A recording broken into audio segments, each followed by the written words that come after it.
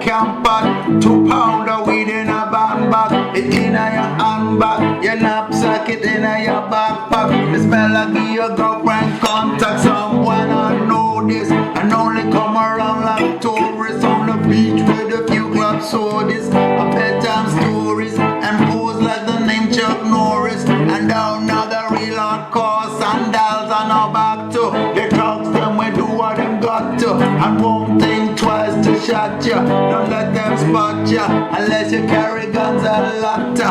A pure top things come at ya. When you can't stand man stop laugh and blood up again. And then a real up and then start clapping. But with the big fire down and the beat rapid. Police come in a jeep and them can't stop. So I say I play a boy rabbit. Funny boy get dropped like a bad habit.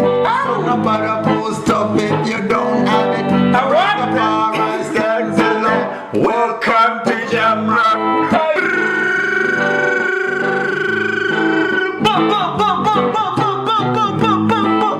Welcome to Jam Rock. You already know what time it is, man. Yeah, Malawi, Malawi, Jamaica, Jamaica. Yeah, Malawi, Malawi. Welcome to Malawi. Yeah, gang, gang.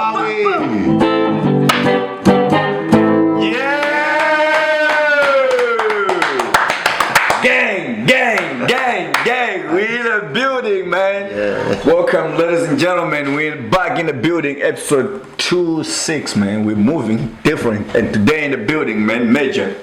But before we go further, man, let's just take a moment of silence for what's going on in Malawi, as we all know that there's some shit going on. Let's just take a moment of silence and say rest in peace to everybody that lost their lives and families and everything. Let's just take a moment of silence.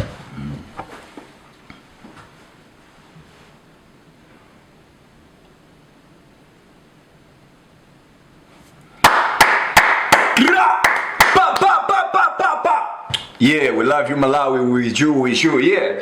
Tonight in the building, man, we got Major. But let me introduce my man now here first. Yeah, they serve D in the building, you already know. D's in the building, man. You already know what time it is, man. Yes, it's your boy BMR. In the building today, we have a man, a black man with a white man surname. It's Jimmy Andersen, he's in the building, man. Yo, this man. He starts out looking for trouble. No, I'm telling you. This man, I don't like, how did you, let's start from there. How did you get a surname with the white man? We don't have... My stepfather's a white man, so... Before you get there, when you were coming, did you think about him gonna put you in trouble with all this thing? He knew I expect everything. Well, you prepared because this boy... Trust me. You can even see on my Facebook. He'll never say anything nice about what I do. He's so predictable. But let me just say something wrong in Chichewa. He'll be the first one. As though I attended this class for Chichewa. Is there any time when I wrote to him, I said, Alex, I need you to be my Chichewa teacher? Pay me. He took it on. Pay me. I would definitely. Now I must pay him. Yesterday he put a status. Yesterday he put a status. You ain't gonna pay him shit. Because sometimes to me, when I post something, I wish I could just hide him out. I could exclude him. Because I know that this boy will come out and talk shit. that is just... That's why I call him a hyena. Because he's hiding in the bushes. But I was like... He's supposed to be a lion, but he's a hyena. He's hiding in the bushes. He's a naive one. He's there just waiting. When you see it, he jumped to grab it. I was laughing so hard yesterday, right? That was a day before yesterday. He posted something. Yanganankope. So he wrote in Chichewa, it's like, oh, Yanganankope. I know what he meant, the song, but the spellings were fucked up. So I commented, I was like, we don't say it like this, we wrote it like this. This is how we write it. I saw on my notices Alex commented, and I said, it's been fucking 3 years. Like, damn, I fucked up. 3 years since he commented anything. What did he comment for? I said, My chiche. You saw a mistake. This is how He knew you fucked up right away. He knew you this is how Prime Top dig. You want to get some information. Anyway, you're welcome to Grand Prime Top. Yeah, welcome, man. Hey, man, it's good to be. It's been a long time, Yeah, man. it's been a long time. Oh my God, I can't even be. I'm so glad to be What you here. been up to, man? You don't even want to know. No, man. Give us a piece Even of myself, I want to forget. Just a lot of things. If people ask me what I've been doing, it's like a whole haze. You know, it's like, you know, doing job work. Yeah. So there's a lot. Job make a long list. Do this, do this, do this, do this. Catch up, catch up. But mainly graphics and getting the web page together, because the whole business concept has been taking 20 years to develop. 20 years. 20 years. So every time, all the people who've met me, Yeah. they've always got the wrong picture of me because they get me in project mode. So now is when I'm coming at the end of that is where I can say, let me go out and play some football with some brothers or some pool or chess. I couldn't do that before because anytime I'm anywhere, I'm thinking, oh, that needs to be done. But it's the kind of hard work which, if you want somebody to do it for you, you have to pay them a lot. But if they're qualified to do it, they're qualified in the old structure, which keeps Africa down. So you're trying to break down the structure. You need the competence, so you must gather competence to break down the structure, do your work yourself, and then make the platform, and then finally now I can present it. So if it was graphics, I'd have to learn to do the graphics. If it was Spanish, I'd have to learn Spanish. Okay. If it's heavy metal, I have to learn heavy Then metal. you might have been. That's why I have to learn so many many things. things. You know, I have to go to school and say, if I want to. You know, there's a movie that you need to see to get the boy. I've been trying to tell people. I don't know if you've ever heard of a movie called Elizabethtown. No. It's a great movie. What is it about? Elizabethtown. It's about a very successful designer of sneakers. And it starts with him, with this great design that he's had. He's built his name. He's in New York or something like that. And then all of a sudden, this one sneaker that he comes up with, it fails. It becomes this huge loss, like serious failure. So he's trying to hide from that. At the same time, his father dies. So he gets a message from his mother that he must come home to the south and visit his father and everything. So now his mother, to prepare for the funeral, she begins to do a lot of crazy things which he cannot understand. She goes to dance class, she learns a song, she does so many things and all these things. What is the title of the Elizabethtown. Elizabethtown? We're gonna come to Elizabethtown. So at the end is when it actually comes to the funeral, and the mother shows up to the funeral to present her story to her in-laws. Yeah. The learning of the dance was the song when they met and everything. So all the things that she was doing, she was actually preparing all those things for the funeral. So this is why your projects has My taken project is time. you can't understand what I'm doing is it because some I'm kind doing of Black American thing? Black the American movie? Yeah. No. It's very white. It's a white movie. Yeah. Oh my God! How can you get it? Okay. But Jimmy has that is Jimmy I'm has a international. white man. You're international. I'm international. He's just a black man with a white man. I'm sorry with my French. No, but what I mean, but it's true, because even if I go to the village, if I start to eat with my hands, they start to say, how can the white man eat with his hands? You know, it's just, you don't belong anywhere. You see, you're Andersen, so when I'm there, I'm white. When I'm here, I'm black. So you move with reading. You move with reading. Listen, Or vibe. listen. You see you. He wants to be white whenever he wants to be white, and he can be black when he wants to be white. You see you want to take my show. He can switch. He got the angles to do whatever he feels like. MJ, it don't matter. You want me to do a Michael Jackson on this? Your Michael Jackson move on. Not now, please. Not on the table, please. Said you want to be starting something. What's wrong with you, bro? But Jimmy, I give you black and white. If I take you back, right, to where the whole music started. Yeah. How did you get into music and be a guitarist and stuff like that? Oh, that was at school. Well, it started when my sister died. Well, yeah, when my sister Helen died. I always liked Elvis Presley and blues, but when my sister died, when I was 14, my Danish great-grandparents, they put aside some money for my confirmation, and I took that money and I bought a guitar. So I started to learn to play guitar, and I wanted to learn Elvis Presley songs. So when my sister died, that was the way that I comforted myself. So it was my way of dealing with her. She was younger than me. She was 2 years younger, but she was my playmate. She was my friend. Yeah. You know, that was my best friend. And I was talking to somebody else the other day. I was thinking, if my sister was around now, my life would be different. Her name is Helen. Helen, rest in peace. Helen, Rest in peace. you know. So with her, even these projects that I'm doing, we could have finished it in half time because I know me and her were always same projects. Yeah. But I think it's a very big project. The way you No, but magnify it and all because this, the problem is Jimmy don't work on one project and finish.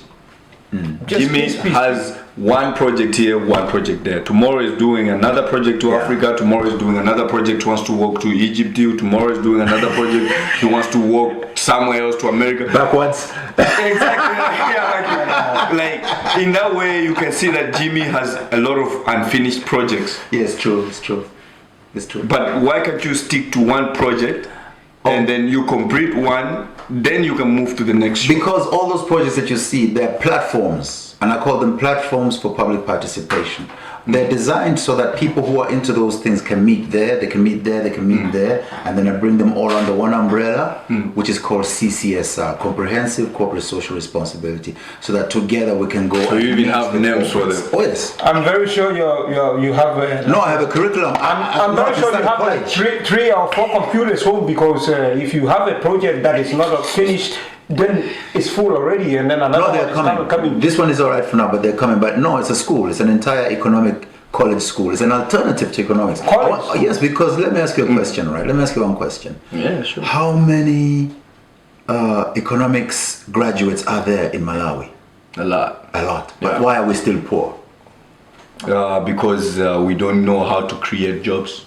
Yeah, but still you have people who are graduated in economics. Yeah. So what you need to do is to change the understanding of economics, and that's what I've been working at. So I had to go into economics and study and see this is not going wrong, and then I had to go into Malawi and see how the people are moving, the trends and dynamics. But can you change them? No, you can't. But you must meet them where they are, create something for what they're doing already. But how did you just one day slept and then just woke up and think like, okay, maybe the economics, the way they work, don't you think that a country is matched by leadership, that it have to go through the leadership? You think you have to? Yes, I think so, but it's not happening. You think you can do this for the leader to listen to? No, I can tell the leader what to do. Yes. You can tell the leader what to do. Yes. So what are you waiting for? I'm not waiting. But you been can a tell long the time. leader what to do, Yes. but he's not gonna do it just because you told him. That is my point. No, but that So you need a different so you need a different approach. approach. Uh-huh. You need And a that different takes approach. time. That's why the platforms for public Because participation. when you were talking, you No, made but- it so cheap, like simple. You made it so simple, like it's gonna happen when you do this. No, it's gonna happen. It's not. Of course, it's not simple because, like you hear, it's 20 years. That's why it takes 20 years because of exactly those questions that you're asking me are the crucial questions. They're the first things you come up against when you're trying to do this type of thing. How do you get around them? You have to study that. That's what takes 20 years. That's what takes all the time that you have to look at all the different platforms and see them and meet them there. Also psychology. Because people have a psychology. You can't just show up and come with a solution. People say, who do you think you are? That isn't whether you're black or white. In Denmark, it's the same thing. It's called Jantelov. You can't just show up. You know? They will look at you and say, no, you are a Rasta man. Your dreadlocks, your role is to smoke weed, not to talk economics. You can see it in the faces of people. So how do you convince? Yeah. How do you convince them? You work with your harder. Rasta and all these things? No, you work harder. You work harder. How do you work harder? Well, it depends. Because you live in, as you and I know, You go into live detail. In, you live in Europe. No, listen to me, my brother. You go into detail. Okay. There's no general answer. You're demanding general answers of me. That's what everybody wants. That's why we have a problem, because people have come to where they want the easy answers. Press a button, you get the answer. Press a button. You know no. why? You have to work hard. You have to go down into the details, work them out, and if there's no name for it, give it a name. Do you know why? I'm ready to take a shot for this. Do you know why? 'Cause I need to get warmed Do you up. know why people are pressing that, pushing to know the answer?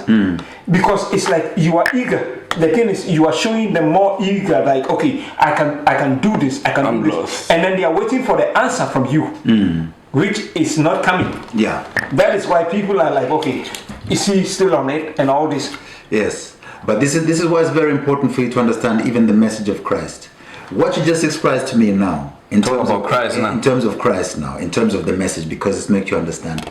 There was a time when people were hungry. Make sure your stomach don't get And loose. then, Oh, please don't feed me now. and then, Make sure your stomach don't get made loose. enough food. They all had food, and there was 12 baskets left. Skull, let's warm this. Let's warm this. Yeah, forget about Christ. We're not talking about Christ. You hear him, John? No, but listen to the thing. So now, when the people got fed, they start to follow Christ more. Why? Because of the food, not because of his message. Is it? That's why he had to run away from them and go pray. And he says, no, if you want this, then you have to take me as the body, not the bread. Because you see, that's what people following the flesh. They did not understand the word, but they understood that he gave them food. But it's not it's not the food that's going to set you free. It's the knowledge that you get from the word, so that you can go all over. Give a man a fish, you feed him for a day. Teach him how to fish.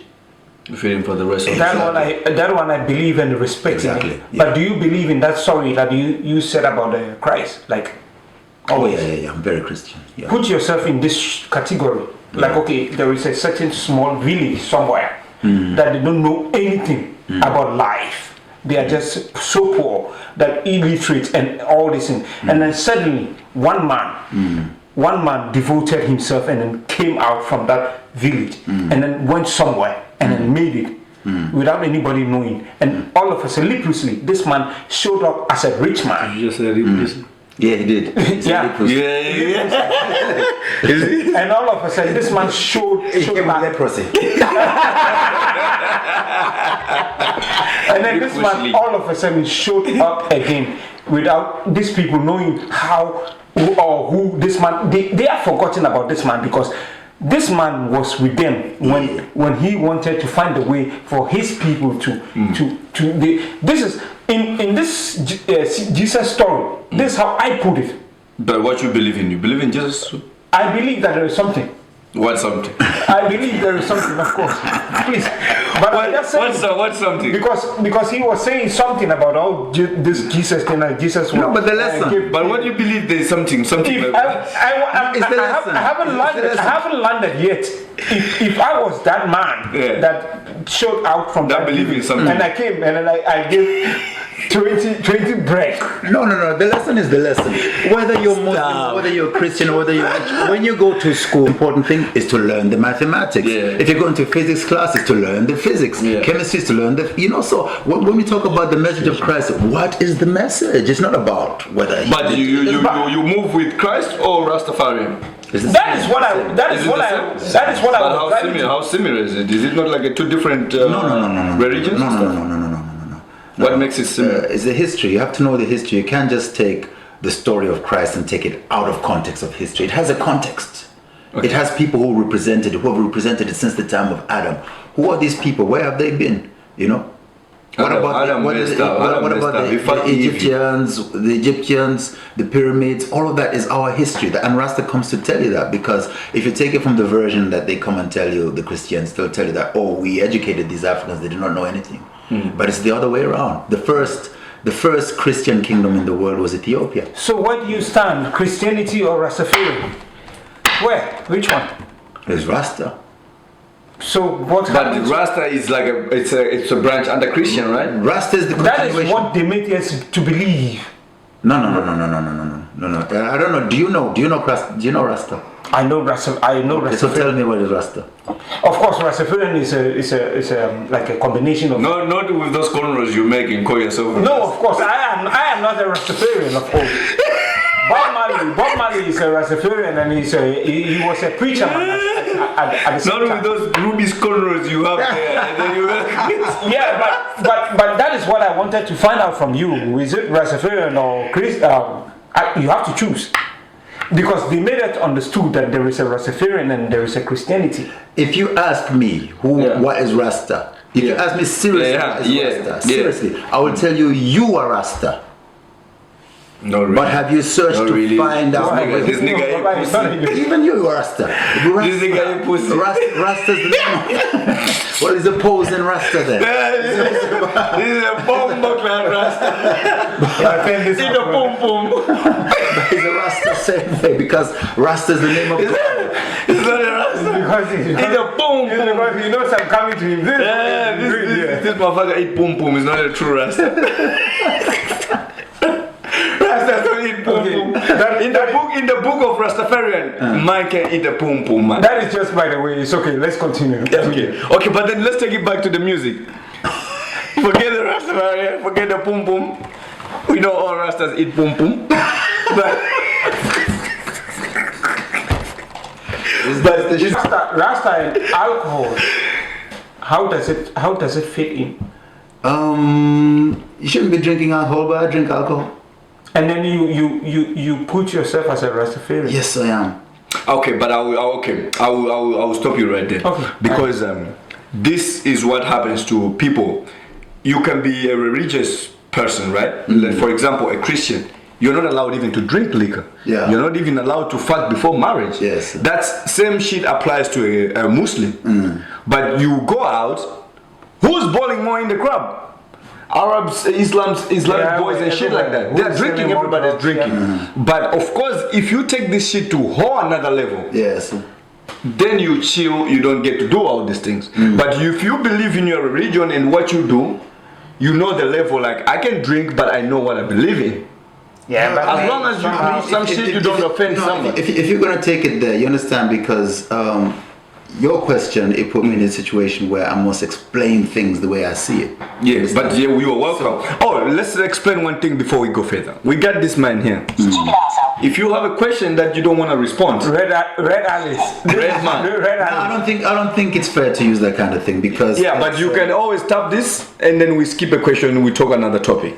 No. Just to save you from asking if this we're putting online. No. It doesn't matter if it's live. It's out cool. there. It's out there. Yeah, it's out there. Rastaman eat a pum pum. Now you heard. Don't say you that. heard all Rastaman Say eat a Jimmy. pum pum. No. You see, this is the reason why I'm saying don't say all. So it's not all Rastamans No, eat pum I can pum. only speak for myself. Okay. That's a great point. That's what I'm saying. That's a great point. That is what I want to. But that's a clarify. great point. You see, and Everybody speaks on himself. Yeah, you do. That's a great point. But you have to understand this is there's a lot of things which when I came from Malawi to Yeah. come here. Yeah, but tell us first, how did you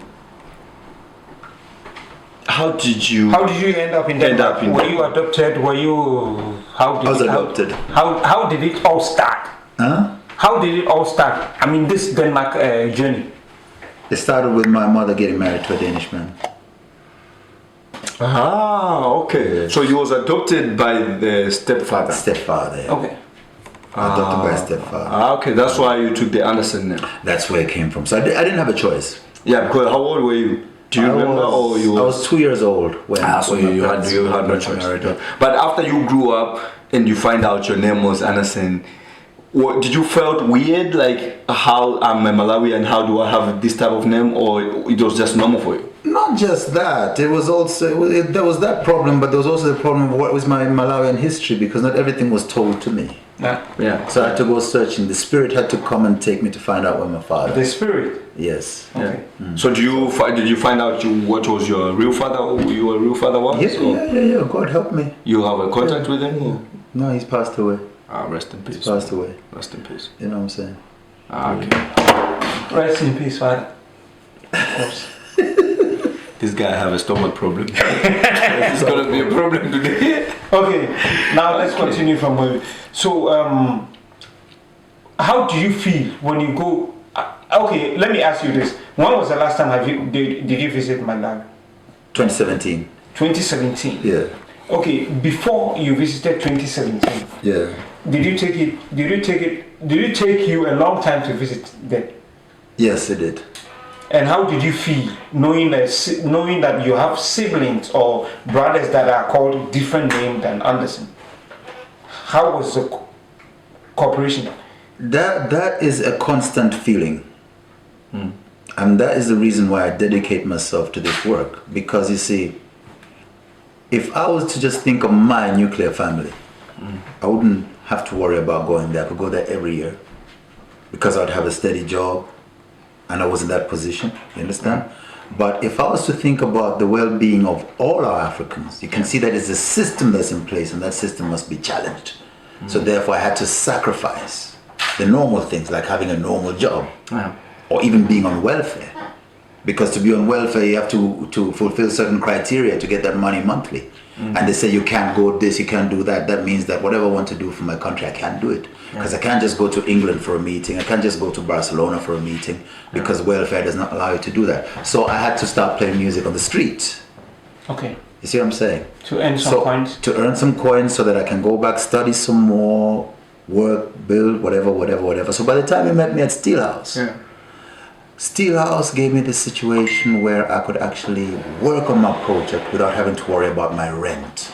Okay. And that's why you see so many projects, because I thought this is the only chance I get this. That's why I started to try to perfect so many projects quickly, put them as fast as possible while I have this chance, put them out there. Then after we can have people to come and perfect them. So I had to take that first step, because I knew. So how did it go with that project with the $1 million something? Which one of them? Because there are different categories of $1 million. You just said no, but that was also for Africans that you wanted to bring artists to perform. Oh, that one failed. Big split. No, that's a different one. You're talking Not the about, big split you're one. talking about the woman who was doing the sculpture. We wanted to do a Peter Tosh statue and whatever. It was a good idea. You got so many but those days, that was before Corona, so you had to try to do something dramatic. You know. No, but this one I'm talking about is $1 million something. You have to buy a paper dollar and then Reggae dollar. Yeah. That one we're launching now. We're launching now. Yeah, we're launching. But what is the whole concept for that project? The whole concept for it. Yeah, it's like what's gonna impact to the. It is to activate the circulation of funds amongst us as consumers. You understand? Can you explain a little bit? Well, this is where my English is very bad. No, so it is more. No. It is more. My English is very bad, like your stomach. If you understand the quantity equation of money, which is an economic theory. Yeah. Now we're talking economics, right? Yeah. So you're talking about money and the velocity of exchange versus the price is an equation, two sides of the equation. Yeah. Now we're on the one side of the velocity of exchange. That is where we as consumers now could become more active, but we're just being consumers. So rather than actually investing in ourselves, investing in our communities and making the money circulate in our communities enough times, through habit, that's how we lose out. The banks, on the other hand, know how to do that. Once they have the money in their side, they know how to make that into even more. That's why banks that basically grow as much as they do and crash, and when they crash, we have to pay for it. All that is insane. It is totally insane, the situation. Now we're looking towards a crash right now, and we're going to feel it. Everybody's going to feel it soon. You know, like what happened in 2008. So in order to have some kind of control on the flow of money, we need to have the money circulating in our communities. Now, a thing like Reggae dollar is something that would actually encourage people to make the money circulate on our side a little while longer and get stronger before it actually goes back to the other side. So it's not just one way, pay, spend.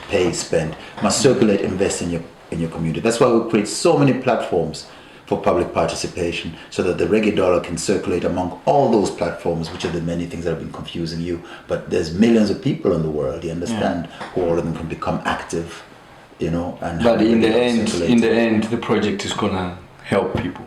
Oh yeah, it activates people. Even now, as we speak, it activates people because all I'm doing is I'm working with the equation that is at work right now in economics all around the world, and it is valid. It's just that people are not educated in understanding how do you take power, what is your real power. The market is the biggest power, but the market always acts like the victim, and that is the victim mentality. You see, all of you are the power. It's like politics. You think you have a power, you go exercise your power when you vote once every four years, and now you've given somebody else your voice. Big mistake. You have to keep the power every single day. You have to be the real parliament is the people every single day. So if I keep my power, then how is somebody going to sit on the power? How is somebody going to rule the country if I keep my power? There'll be administrators. They'll administrate what you tell them to do. So you are basically telling us that we shouldn't. There should be cancellation of vote. They should cancel the voting system. Of course not.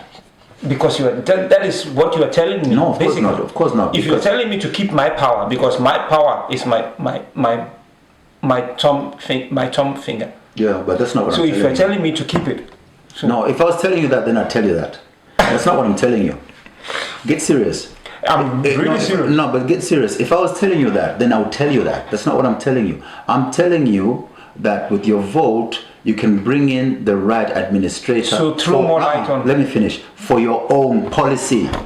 Not the policy that they make off of your power that you've given them. Okay. You as people can educate yourself and qualify yourself to create. This is why associations are important. If you watch the Queen's speech this year in the New Year, she knows what kind of problems we're going to face, and the Queen specifically said to the Danish people that get active in your associations, because she understands democracy. She knows the history of Denmark, where it comes from, That is where the people perfectly came right. from. So within those associations that you create, that is where you empower yourself to have more power. Now, I happen to look at all the activities of all the different associations, create platforms for public participation, which point in the direction of what is beneficial for Africa first, and my people in the village first.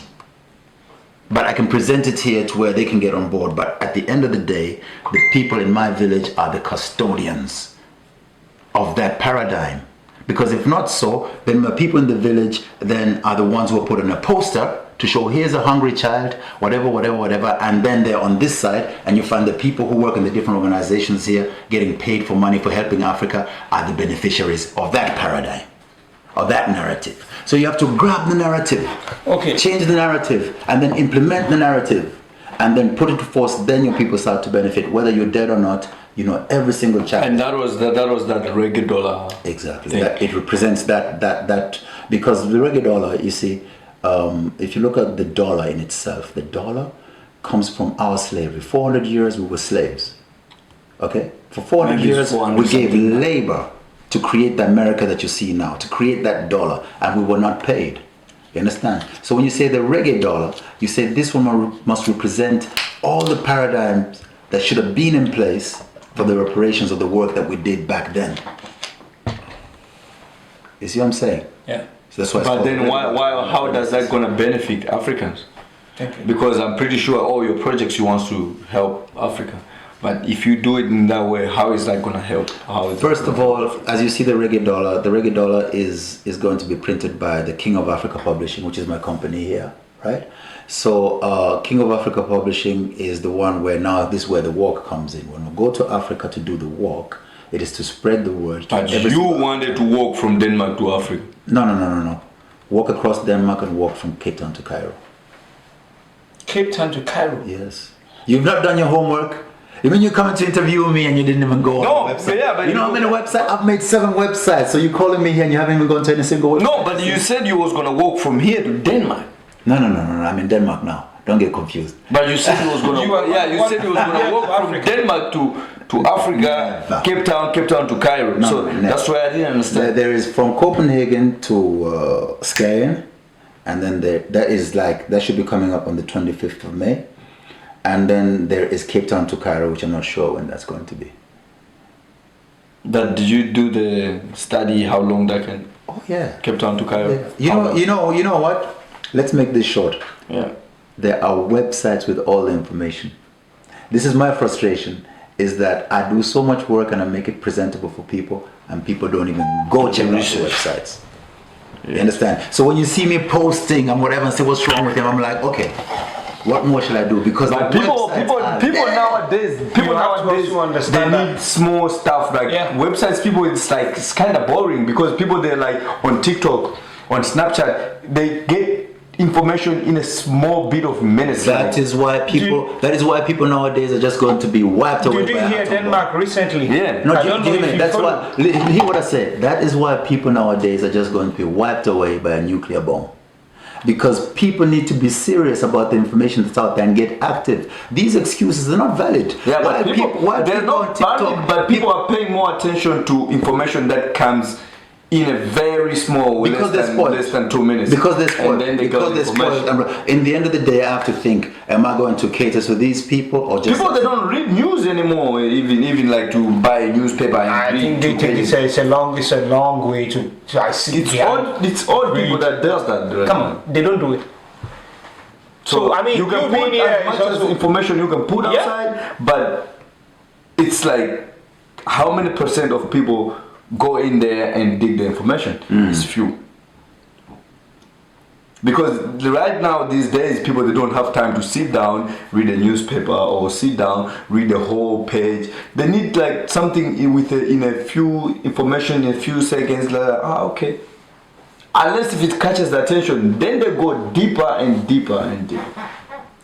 You know, I'm So aware of your that. approach, it has to also come in a different way, Oh yeah, that way. attractive way. So when people see something, they have to make sure that they go deeper into it. Yes. And if you put 10 projects in a week, how do you think people are going to keep track on that? they're not supposed to. But then what's the reason? What's the They're point not of putting supposed to. 10 projects? The difference here is that you are the one who want to interview me. Yeah. So therefore, you should do your research. We have, You understand? we Because have done. because I don't expect people to come to me and say, "Hey, we want to interview you." Or Yeah. that's not my focus. We did our because research. by the time that I come here, Yeah. I have to take time out of what I've been doing otherwise. Exactly. You see? So therefore, I expect that, okay, certain questions, you should be asking me more specific questions. Like, okay, you were very specific about eating pussy. Jimmy. No, let's go back to the pussy Yeah, eating. yeah, but just you were not so the- specific. Without me ever writing anywhere that I eat pussy, you guys found that idea and you pushed it forward. But now, No, but let's go to the bigger pussy now. I've been putting out a big old fat pussy out there for you all to look at. Yeah, we have, which we A big have. old pussy that I've been eating like crazy. We have been And watching you it all- and licking which it. you We have. all are coming here and you can't even find a specific question about. No, which we have. For me, I have. Okay. But that's why I say, like, because you put so much projects at once, it's Yeah. hard for people to keep track. Yes, but it's like I told you. That is not. Listen to me carefully. I cannot implement these things as me. And it is not about me getting a vote. It's not about me selling my music. It's not about me being popular. It's about creating tools that everybody can use. Benefit, yeah. So therefore, the people who know the benefit know it. Right now, as far as Facebook is concerned, on Facebook, there's a woman who understands what I'm doing. And all I have to do is to pay her 17,000 kronas and she can make a proper Facebook campaign and bring in the millions. So by the time I post X amount of millions, I post it because I know that I have the capacity within this person. Watch to out, take what I put together. there's So- scammers there. You talk about 17,000, you give this woman But Jim- 17,000, she's gone. There's scammers. No, it's a joke. But Jimmy, if you're talking like this, No. let me just come in here. Okay, let me I haven't talked for a long time. Let me just come in here because if you are talking like, okay, you have to do this things to help people or something like that. Remember, the first project you started, it's also helping somebody, and it's making somebody, it's leaving somebody hanging, waiting to see the result. Here is the case: you are not done with it. You are marching to another project, which is gonna make another person to hang. Okay, let me see the outcome. How does it make it feel? All the people who are left hanging leave me hanging too. No, but it's How? serious. How? Because how? Let me tell you how. Seriously. Because I don't call out names. All these years I don't call out names. You are not supposed to. Exactly. But I am on. You are on Grind Prime Talk right now. So people can call You me are on out Grind because it's Prime me. Talk right now. You can call No, me. I'm not gonna do that. It's so stupid to do it because there's no reason for it. You understand? Because you just said you Let have to me- pay somebody bro, Hold on, let me fucking respond. ask a question. Yeah. Answer a fucking question, bro. Yeah, All right? yeah. Let's go. Don't push me in a corner and don't let me not answer a question. Yes, let's go. I am not pushing. All right. Well, let me finish then. Have that type of respect. Yes, let's go. You see, this is how people behave. Yeah. You see, you ask them, tell them this is what we need to do. Get back to me with this and this and this. They don't get back. The whole project crashes. Who looks bad? Me. Can I say this and this person didn't come here because we didn't have that? That's why we didn't have the money to pay this and that person. Am I going to look good No. on Facebook? But then why do you believe in every project that people brings to you? Because no, it's not what they bring in. It's what I bring in. But it's when I talk to them because they come and they say, "This looks good. I can work with you with this and this and this." And then you go 99%, 1% left over. The person lets you down. Last minute. You understand? Last minute. When someone's supposed to carry you 100%, they take you 99% and they leave you there. That means you've already put all your trust, all your effort, and all the things that you could do yourself before, you're not doing it because of one person. You see? So you have to trust people and continue, trust people and continue. In the end, it's you who looks like that. So if you are talking about really not doing research about what you're doing, how would we have known about all this? Like, okay, people have been writing to you, like, oh, you have been writing them and then they don't respond and all these things. How would we have known if we don't ask you this right here? Do you understand my question? Well, this is why I'm saying to you that the project has come to where now it's being launched outside of here, right? This is a new platform. That's why I agreed to it. I said to him, this is perfect timing to come on a show like this. Yeah. You see? Exactly. This is how I know that it's God's thing, because it's perfect timing. Because at this particular point, I can say certain things, you know, and I can reveal certain things. So for me, it's like a whole weight that lifts off my shoulders. Going through this is why I have to thank you that I'm here today. Yeah, we appreciate you coming. Of course, we appreciate you coming. I can really, you know, like say that this is how it. But you see, in my situation as a person, there is so much that I have to hold back. And then many times, instead of saying the direct thing, I have to find another way. But why do you think that is important? Because in my world, I believe that if you let everything slide and then you don't talk about it, people, they don't recognize that thing hurts, or you don't like. There's a time and place. So it's very good for you, even for healing. It needs to let that shit out. No, so somebody has to understand. There's a time and place. There's a time and place, you know. And this is the time and this is the place. You understand? So that's what they tell you. Patience. You know yourself that this is not the time. But the process of healing, it needs to get out of the chest. Get out of the chest. So if you keep it inside you, the person standing next to you won't recognize or realize that he have done something bad to you. They just still live their life, but it's gonna be on you, and you're gonna suffer with it for how long? 20 years, and then you realize, 20 years later, you want to let that shit go. Well, thank God I've been able to achieve other things without having to do that. But there's a time and place. You know, there's a time for healing. You understand? But thank God I've come this far. Thank God I'm at a position where I can say, yeah, we can launch this thing and take it further. You understand? And look back and really feel that 20 years of work is over. Yeah. And feel like I can spend more time playing football. So this Reggae doll, are you taking it back to Malawi, or is it something you just want to launch it somewhere else? To be honest with you, it has reached a point where the people who are interested in it right now, I cannot reveal, but it is huge. I cannot say it online. You understand? But it is thankfully very huge. Very systematic, and everything is so realistic. But then again, I did my research to see the market research and know who needs it. It is part of corporate social responsibility, and many corporates are interested in doing good in the world. So therefore, you know, they are willing for any idea that looks like it can really. And it is built on a tradition of other philanthropic ideas that have happened. For example, Bob Geldof, who helped out in Africa, and all this. So it's built on a tradition, and we're name dropping along the way with all the people. And there's been very good meetings with people throughout the years when we've been creating it. Throughout the years, people like Professor Wangari Maathai from Kenya, who started the Green Belt movement. You know, I met her in London in 2005, just before I discovered the book on land value taxation, which led me to South Africa, where I met people like Godfrey Dunkley, who had given the proposal of the single tax to the new ANC government. So there's been serious intervention by God, putting me to meet the real important people who matter. If I start to name drop the people, everybody from Ziggy Marley, Lee Perry, but that can't wait. You know, what I need to know, like, we're back to the music before we get too much deep into these projects. You was at 14 when you bought your first guitar, right? Yes. Who inspired you the most for you to? Who was your inspiration Elvis. To make music? Elvis Presley. Elvis Presley. Yeah.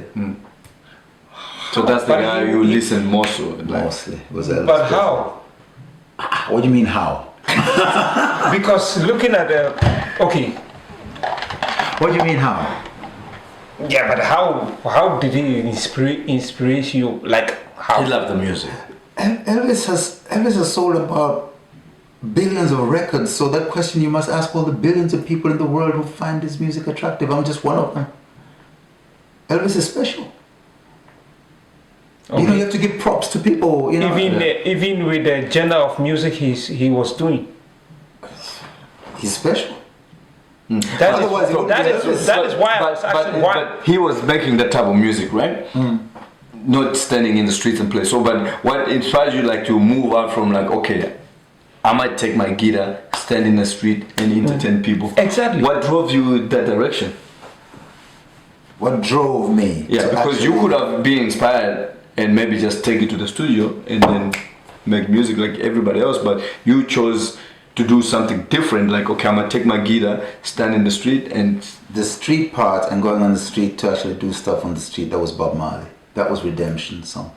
I was at school in Denmark and can you listen to the Redemption? And Can you give us a Redemption song absolutely, before we go further? well, it was a Redemption song. So Let Redemption.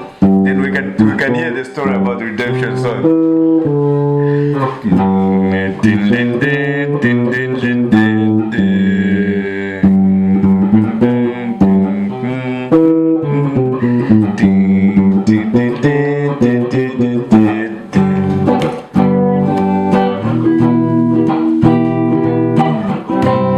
Love Redemption shit, man.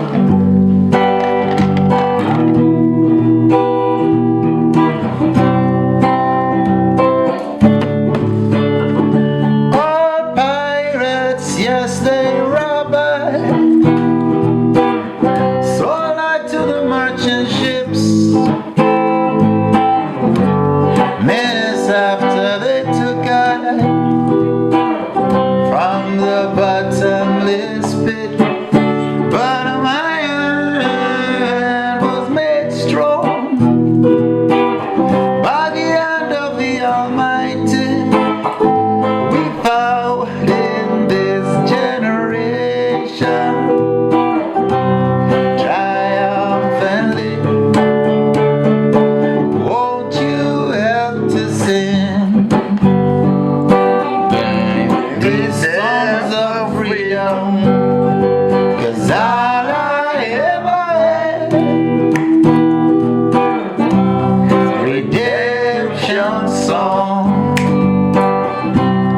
redemption song. Emancipate yourself from mental slavery. None but ourselves can free our mind. Have no fear for atomic energy, 'cause none of them can stop at a time. How long shall they kill our prophets while we stand aside and look? Some say it's just a part of it. Got to fulfill the book. Don't you help to sing these songs of freedom? 'Cause all I ever had, redemption song.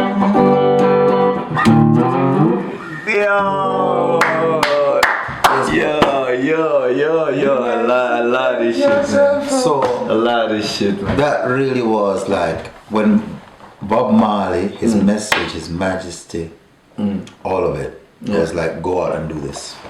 Yeah. So I had to just leave school, leave everything. Yeah. Which one was the first song that you learned with the guitar? Like the chords that you learned from the guitar. Which one was the first? Probably Johnny Be Good. It's a Chuck Berry song. I think Yeah, I watched. rock song. I think I watched you. Remember? I think I remember. Yeah, you the played rock and that. roll song. It's Johnny Be Good, yeah. Yeah, I think I remember one time you also Yeah, played. man. You love it. Yeah, I love that. Yeah. But on our show, right? We have these few questions, right? Yeah, We ask you one of each.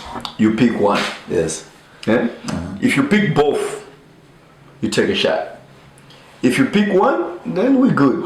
But we can help you to take shot with you just because we want to get drunk too. So you But want be us to get you political. drunk? But if you get drunk, you're not going to make money outside. So we're going to let you answer as much as possible, right? Yeah. It's too easy. It's too easy. Peter Tosh or Bob Marley? Let's prepare the shots for you. In case. Okay. Let's prepare the shots for you. Which one, man? Which one do you want? Of your choice. Whiskey. There's whiskey, Oh, there's vodka. gin, there's vodka. Which one of your choice? We can also have Malawi brandy here today. You see now, it's me who should have done more research on this show before I come here. Because you people make me, That's why you got this man here. you people get me talking about my sex life, Everything. and now We dig you up. nah, man, nah, that one's too hard for me. Yeah. So it's a So shot. what happens? So I gotta take a shot. Yeah, we take a shot. That is why you have this red. Yeah, but if you skip, it's a shot too. So we take a shot of your choice. You go ahead. Then I'll So you seriously asked me to say Bob Marley or Peter Tosh? Yeah. Oh no, but which one? Which is it? A whiskey Of or your choice. gin or something? Vodka, gin, whiskey, brandy. Let's look at that Grant's over there, Grant Scotch Yeah. whiskey. Okay, let's fuck that shit up. While we pour that, on to the next question. Oh my gosh, yo. Burning spear or burning whaler? Come on, man. And I'm drinking shots too. It doesn't fit with the music you're asking me. But anyway. Anyway, You know, this is for the. Same thing, I can't choose. So you're gonna kill us fucked up. Okay, so pour another round. fuck man. Try to choose as much as you can. You wanna get us fucked?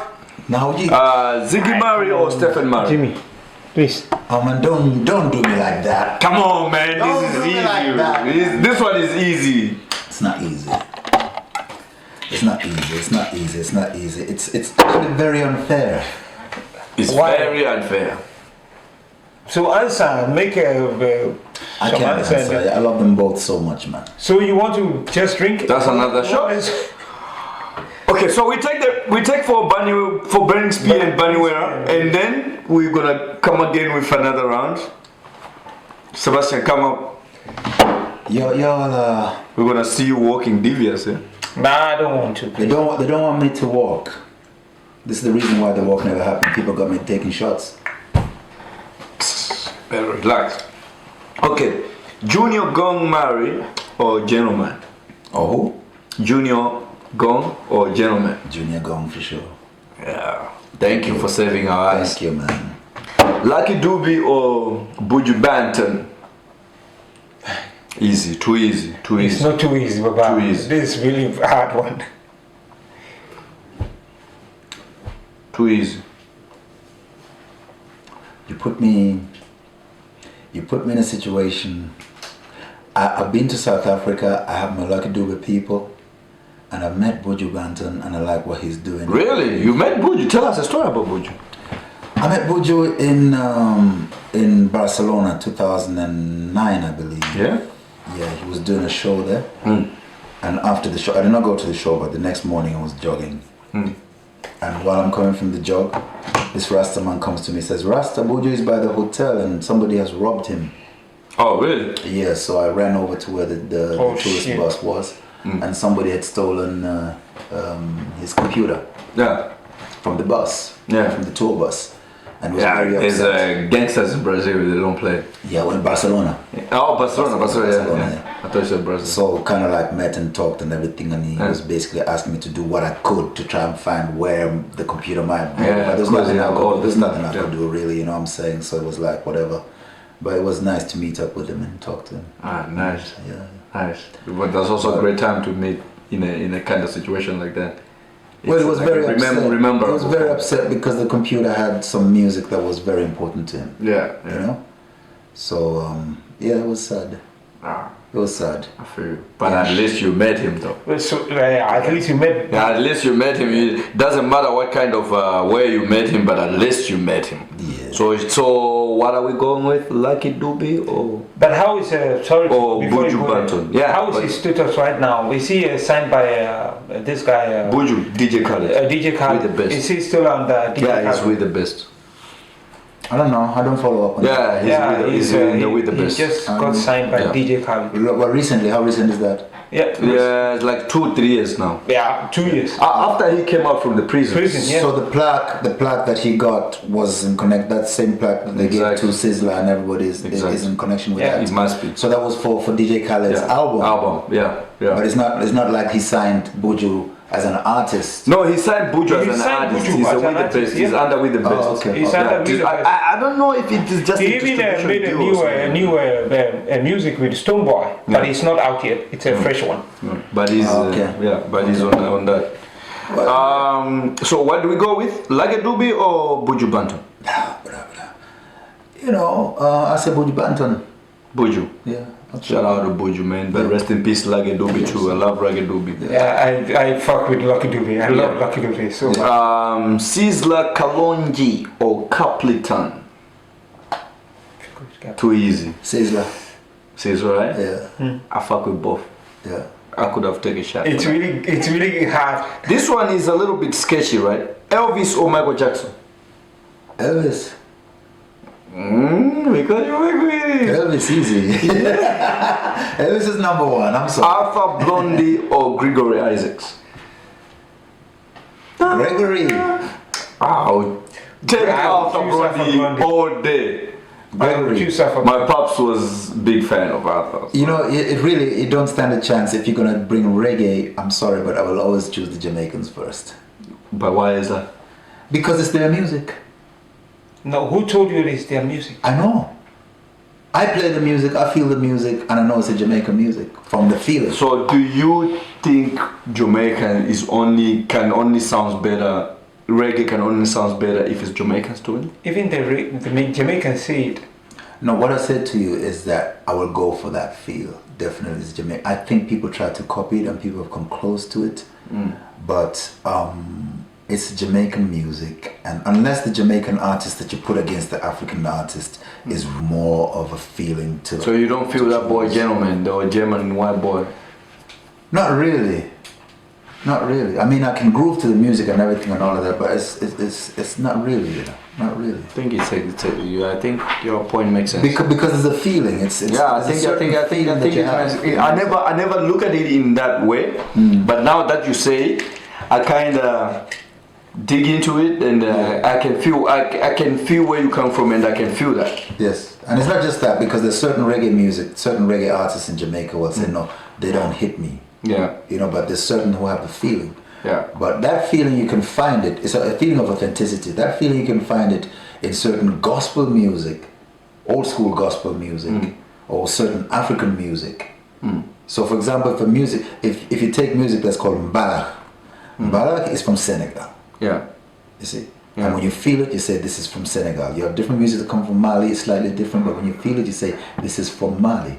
And Soukous is from Congo. When you feel it, you can hear it's different. You can hear when somebody from Malawi is trying to play the Congolese Soukous, you can feel the feeling is different. Exactly. You understand? It's even like in the accent. If somebody who's Tumbuka tries to speak Chichewa, you can say, no, that. Yeah, you can feel it. Even you, when you try to speak Chichewa, can feel like you are not our brother, but he's trying. He's like 79% you are there. But that's the reason. He's like Otugre. The soup is there. You can say some shit, but it's not like right there. Okay. Biniman or Vibes Cartel? They're both Jamaicans though.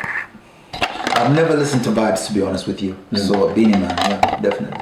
Okay. But why you want to ask me reggae? Because you're a reggae man. You're a reggae man. No, but you already established that because then I'm not. You said you were a Rastafari. I know for you, for sure, I know you're a Rastaman. If I ask you about Jay-Z or Nas, it will be hard for you because you don't pay attention, listen to that like kind of hip hop like that. Like okay, what is Nas song? This is the thing that I wanted to say before we actually stop the whole that subject, the touchy subject before. Yeah. Is that I am originally rock and roll, and this is where you have to give Bob Marley his props. That my train originally is a rock and roll train. Soul train. Which means it's more like a freak train. You understand? So the whole Rasta thing is a thing that shows the power of God to take me out and say go and do this type of thing. So now we got you. That is why I was like when you said Priestley. is your inspiration. I was like every breath. I was okay, like, yeah, I understand. How can now I understand? No, exactly, because for me it started rock and roll, and if you notice, I lean more to the rock and roll thing. Even though there was a time when I was doing a lot of things, but I noticed that even though I was doing Bob Marley well, people who are not Jamaican appreciate that you can do Bob Marley. People who are Jamaican, they wonder. They say, "How do you yourself sound? Yeah. You know, where is you?" You understand? And when you think that, okay, people say second Bob Marley, people say, how can you be second Bob Marley when there's Ziggy Marley, there's Stephen Marley? You know what I'm saying? There's 5 Marley brothers representing that format and that representation. And I had to start taking it seriously. Yes, I know Bob Marley has had a huge impact on me, but where is me? Who am I? So you have to start, so you are going to rock and roll now. What if one day the Wailers feature you in one of Bob Marley's songs? It's just like Sarkodie. The Wailers featured him. Yeah, but they didn't feature him. He just buy something. I did a performance with They the just buy Wailers. samples. I did a performance with Wailers in in Barcelona. Yeah, with Family Man. I sat down and talked with Family Man. He invited me, and I did Exodus with them on stage. You know, it was a great moment. You know, yeah. So and What brings you to Barcelona? Was that for Rasta events, or were you on your own moves, or pussy moves? Or it was a boom trip. Boom boom trip. After mirroring for a year, he was like, "Yo, I'ma pull up there and eat that boom boom." After you've been mirroring for a year. But after mirroring for a whole year. This boy. After mirroring for a year. That's what he's talking about. Then you were like, okay, right now. Okay, it's just I'm like, coming there. And this time is a Rastaman joint. I'ma fuck the shit out when I pull up. Oh gosh. Yeah? Well, what brings you to Barcelona? Well, initially it was a girl.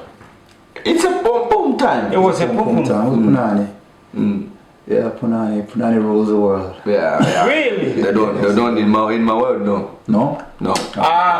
Of course they do. Slap But of course you.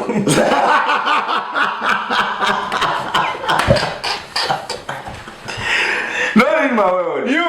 I can dump Punani just like one night, boom, and dump it. I don't give Please, but you did it. No, but Punani don't rule my world. Don't rule my You don't rule your world. Where is Peter? This is me and him at Steelhouse. Yeah, they don't. Me and him at Steelhouse sitting, planning, talking about something. Whatever. Alex goes, in a flash. He's over in the corner, and I said, but we were talking. You see, and now you come to ask me why my projects don't work. You ran away from my project to talk to. I am telling you, this boy, he's always busy. But not like that. This one. Not like that. I'm a humble guy right now. Father of Alex, two you're not and there. trying We to were rescue. talking about my project. You left me, and we went to. Now let's go. Let's take you a little bit to And now Denmark. I'm on your show. You ask me why. Where are you taking? Where are you taking him to? We take him now to Denmark, right? Okay, back to Denmark. Yeah, I have two favorites artists that I really like in Denmark. And it's still reggae, not the rock. Oh my God! Now you bring me to politics. This is hot. This is Kaka or Jataben. Don't do that to me. Don't do that to me. Kaka's my youth. Turban's my brethren. Yeah, Kaka is your youth. Jataben is your brethren. Yeah, Turban's my brethren. Yeah. Kaka's my youth. Kaka does a different type of music, so that's youth music. Turban. It's just kind of era type shit. Well, Kaka will just want to see him do well. You know, want him to really. And we're glad that they take up the mantle and do what they're doing, especially after Natasha. That we love, you know, and they're representing, and they have to find who they are because it's a mix. Yeah.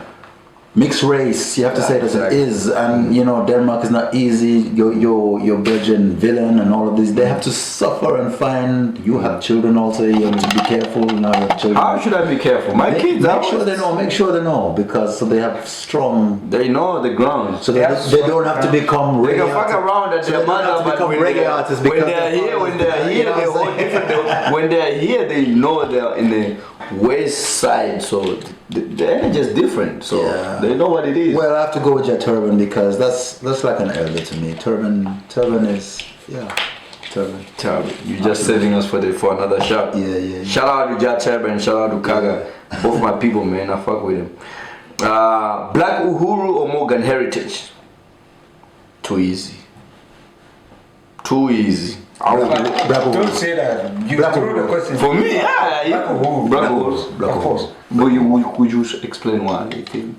Do you think Black Uhuru is more for you? Is more better than Morgan Heritage? Because I would have picked Morgan Heritage.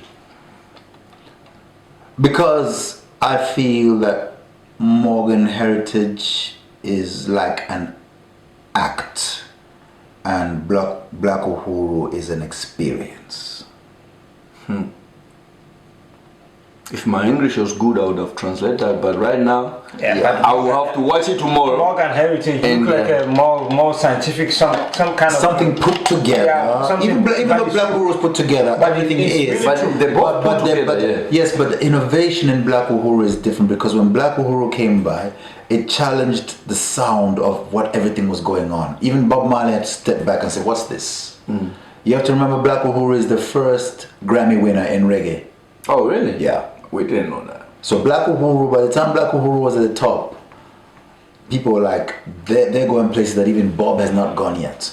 Oh, So the first Grammy winners was Black Uhuru. We didn't know that. You understand? So with the sound and everything that they have, and Ducky Simpson, they were like the real, and it was a Sly and Robbie thing. It was a chance for Sly and Robbie to do something outside of Peter Tosh and really establish themselves as Sly and Robbie, and not just as Oh, so it's also kind of on an era type, like more like. they redefined. Because more Morgan Heritage come after. Yeah, Morgan Heritage is like a mirror to say, remember how roots music used to be? Yeah. You know, and we can So it's like a recreate blueprint. it. Like Black Uhuru came was the into the blueprint roots to thing the and shit. innovated something new within that roots thing.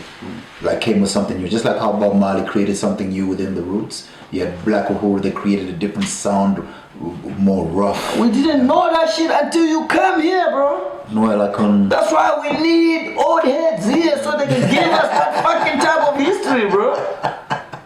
Because we bring these young artists, they're just gonna tell us like, oh, 6ix9ine, and tell us, oh shit, like shit we don't even wanna know. Okay, what about the Beatles or the Wailers? Beatles. That's too easy. Oh, sorry. I'm sorry. You need a shot? No. You need a shot? Wailers. Wailers? Wailers. Black Missionaries or Evson Matafari? These are family, bro. It is so mortified. Rest in peace, Evson You're Matafari. in trouble yourself. You put yourself in that. Rest in peace, Evson That's a very Matafari. stupid question. You put himself in trouble. You know what I'm saying? They're family. They're family. They're your family. Yeah. But just the fact that you would even bring that question, it shows that you're a troublemaker. Yeah, but I always. Never have come on this show. This show now, you will see. Okay, let's take you with a few female, just like Sister Nancy or Queen Ifrica. Queen Africa. You fuck with her? Yeah. She is dope. Is that because she's dope, or? Because she's so honest. Because she's so honest, you know, she talks the things the way it is. She's honest. I mean, to be honest. But how honest do you think she is? But how would you know that she's telling the truth? That's another question. That's another question. Most of the artists, most of them, we know that okay, what they are saying in their music is different not from true. my- It's different from what they act. Well, a lot of people do different things behind closed doors than what they say in 100%, public, yeah. you know what I'm Yes. saying? So that is a given. I fuck with Sister Nancy because I watched her perform, and I think that's why I fall in love with her music and stuff like that, and the energy she brought on stage. So for me, it was You just, might change my mind. I haven't. it was just. I haven't watched her play. But No, I did in Mamo She once. sounds really real. I did real, once in like, Mamo. real. I know her music, but when I watched her performance and the crazy, and she have this kind of humble shit. Well, I was like, you might change my mind, because I mean there's a I pause. I'm sure he just changed his mind. Please. Round He just changed his mind. You just change your mind, right? You were not supposed to do No, that. no, I think I'll give Sister Nancy a chance. Let's say that, okay? Yeah. So I think you Queen should- Africa you going should get a first, whip. but You we should take get a a shot for this. Man, why you have to fill it up like this? We need even an umbrella. Baba, for that please, shit. no. Yo. Last time I checked, I'm not a We bartender. go into the close to the last. Malawi or Denmark? Wait. This one I also need a little bit of explanation. Let's take a shot first before you answer that, in case you don't know where to go. John, do you need a cognac? No thanks. You sure? Malawi or Make Denmark? sure my pictures are clear. Take a good one. Malawi. Damn. Malawi. I didn't thought you was gonna say Malawi. There is no place like home. That's why I'm preparing for. No, but That's there's why no I'm place. suffering. There's no place like home. But which do you consider your home? You was only 2 when you come to Denmark. Just remember, just to remind you. What you have done is you made me choose between 2 homes. Yeah, that was you answered. And I Malawi. made a choice. I said Malawi. Yes, exactly. So about what I consider home is a different question because Exactly. because I do have a home. You I have a a different family. experience. I have cousins here. My grandfather was buried here. My great grandfather gave me the money for my first guitar. You know, so the roots of Denmark, if we go to Jylland, I'm from a small town called O, which is a small village. One of the folk singers of Denmark. You should be the first nigga to be from all. Jodlebiwe, yeah, we are. Jodlebiwe, who's well known in Denmark, is from the same village. So the people in the village are saying, maybe you're going to be famous like Jodlebiwe. You should have been a ballmaster. And all I can be if I want to. But we only 500 people. You know, so 500. Yeah, it's very it's a small Very village. small. Small village. I was invited once to go and perform there. Yes. He told me like, come. Yeah. Very small, very small. Anytime I come there, they say, we know you, we know when you What came. about the transportation issue? Yeah, is it? But that's 100. I went to a island where there's 100. Only it was 100. Okay. Uh, And you tried it, you see, yeah. I can't fucking remember. It's in Copenhagen, in Denmark. In Denmark, yeah, it's 100. That's where Biede come from. Yeah, Janke's mother come from. I see. It's Only far away. Far, you go to Fyn, and then Fyn you take a ferry. I can't. Again, you take ferry again. Yeah, another ferry for like an hour or 45 minutes or some shit like that. But then you get to that island. But it's not Faroe Island. Faroe. No, not Faroe Island. Yeah, John, what? Is it Anholt? No, not Anholt. Not Anholt. No, Anholt is Uncle Peter's Goman. Peter Goman is the president in Anholt. Anytime you mention Anholt, Peter Goman it's Peter that comes into is the president in Anholt. He's the first black president in Anholt. Yeah, but this one, I think it's called Awanako. Awanako. Yeah. You heard of Awanako? Yeah. Awanako? Yeah. Awanako. I have never heard it before. Yeah. It sounds like an African place. I Like it's in Ghana. Yeah. no, not in Ghana. It's You're from somewhere. Ghana? It's I'm from Ghana. Are you from Awanako? Awanako in Ghana. Yeah, but that's where my ex-wife's mother come from. I have never heard It's it. like yeah. Awanako. My ex-wife's father was the first nigga there. Okay. Yeah. And I think You like the word nigga? I am a nigga. Yeah, but only to people that understand. No, yeah, but you People that can't understand because respect. you was here very young. Your culture is changing. But yeah, my ex-wife's father was the first nigga there. I was the second or third nigga there. Really? Yeah. Okay, where did we live? Where we live, we was at Sister Nancy or Queen Africa, right? Africa, yeah. You pick. I said that, you probably changed my mind on Sister Nancy. Maybe I'm Yeah, and then Malawi, Denmark, you answered Malawi. Malawi, yeah. But then I ask you, where do you call home? And that was the thing that I. It was before. That's where we was. It was where before do you the call home? Yeah. No, that was after. Which one do I consider home? Where? And that is the thing is I'm really at home in many places. Because even if I take the Malawian situation, you see, in Africa, I am from 3 different royal lines. 3 royal families. So all of my ancestors have moved from their village to marry somebody from another village. Yeah. To where I can even say that the name Chiozo, which I've been using for a while and I stopped, until I found out what it was. It's transformed. It is Igbo name. Igbo. Yes. You Nigerian nigga? Yes, 700 years ago. It's not like- it's not 700 Malawi. years ago. I could tell by the nose. 700 years That ago. nose is not a Malawian nose, bro. No, the height. Yeah, the height I'm too. the tallest Malawian. Yeah, the height too. It's we don't really- we it's don't really like that. surprised. It's not. No, but I'm not surprised. That's why you're innocent. So That's why you're I innocent. have Igbo roots going back 700 years because they were taken as slaves by the Arabs to come, taking them towards Zanzibar, but they escaped near Nkata Bay and they settled there on the beach. So for 700 years, the beach, my family, the Chiozos, who are under the clan of the Chiwas, but the Chiozos under the Chiwa are Igbo. And Chiozo. What's your surname? Besides Andersen. Chiozo. Chuozo. Chioz. Yeah, Chuozo. And I was using it as an artist until I did a show one time, and because of it, I met now the other royal family in Katabe because we did something at Chiteche Inn. There was a time when Lego Stars did not happen. You pronounce your shit right. Yeah. But she also When you say Chinteche. Chiteche. Yeah. Lego Stars did not happen in 2012, so we had Moon Rock Festival. So Moon Rock Festival was held at Chiteche Inn. Yeah.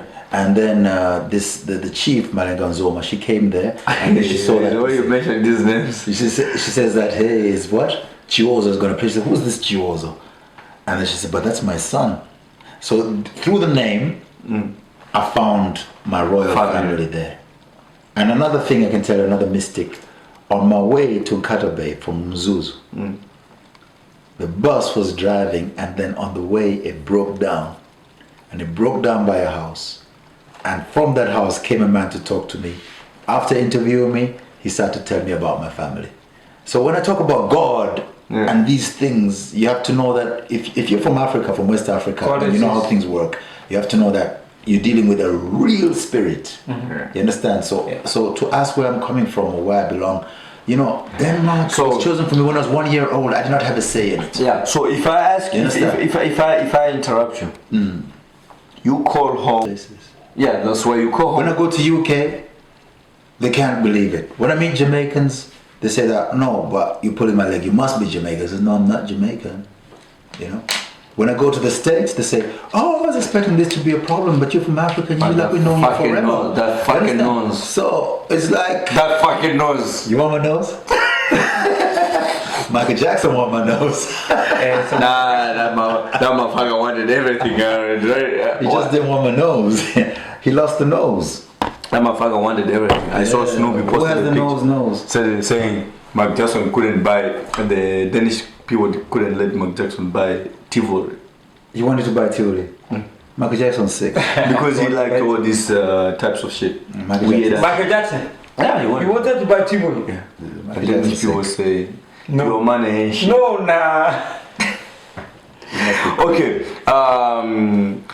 loyalty or respect? It's the same thing. But we would like you to explain. Oh my God, it's the same thing. But if I must, then I say respect, because you can be loyal to the wrong. You can be loyal to the wrong person. Oh, bad bro. You know? I think you got it right. I never loyal. had anybody on this table to say some shit like that. You can be loyal To the wrong. to the wrong. But if you think about it deeply, But it happens a lot. you might feel that you have given the wrong answer. No, but for me, I think this Let him is... talk. I wanna hear what If you sit and then think about it deeply, you might think that you have given out the wrong answer. Like saying that, okay, you have chosen Respect. respect. What happens to loyalty? You respect. And then Okay, say you're in a situation where you're in love with a woman. You're married with a woman. Like he And is. because you're married, you say that you're gonna stay loyal. Right? But during that situation, your Like expectation what of you what you had at first in the marriage, you see that it is systematically being undermined.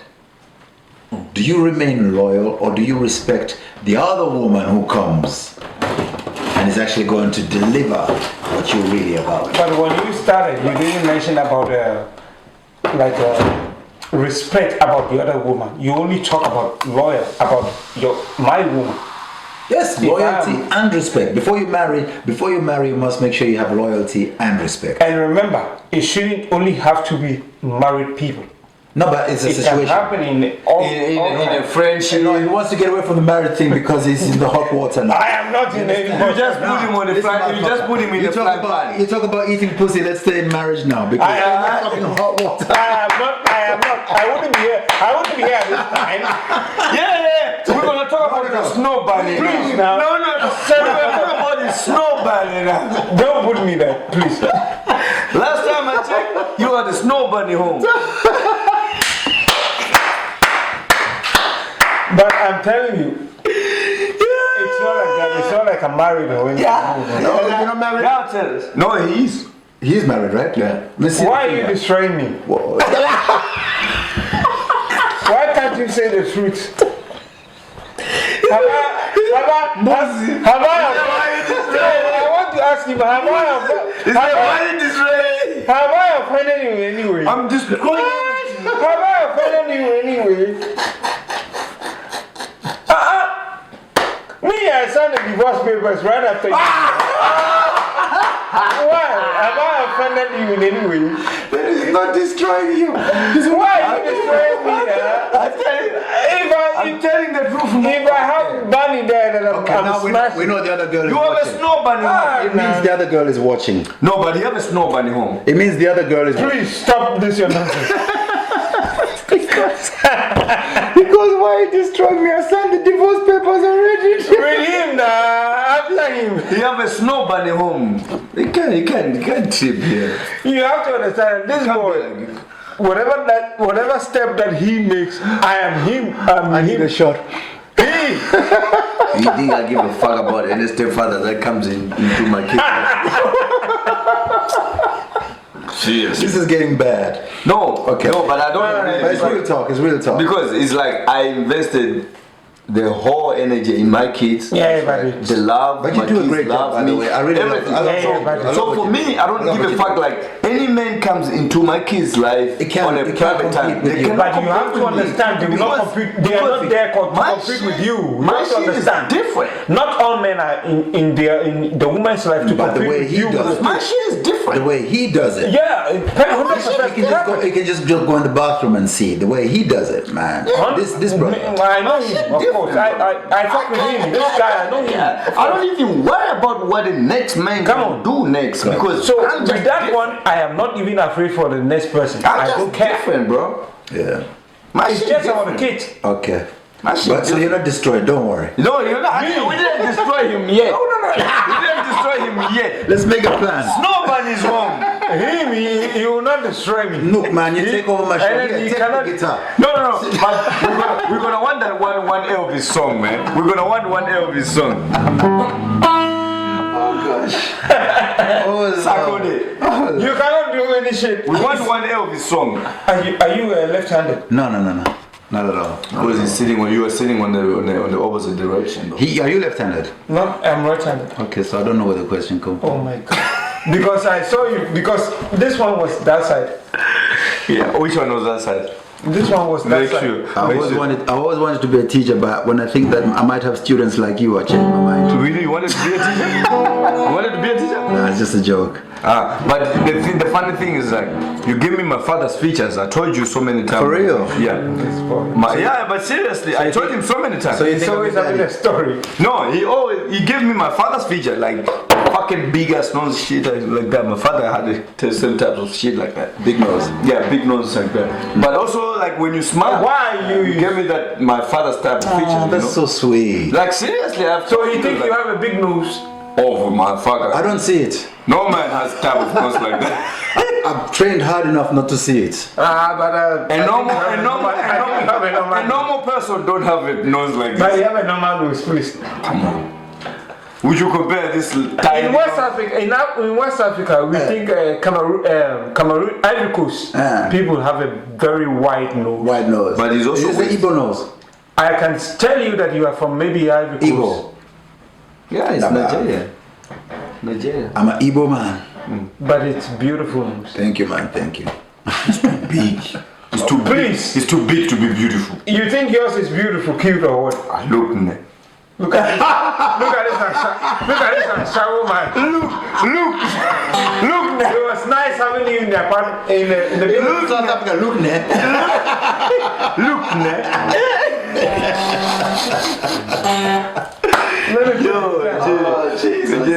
This music journey of yours, man. To be honest, this show, we like to hang around with people that they're doing the most. Yeah.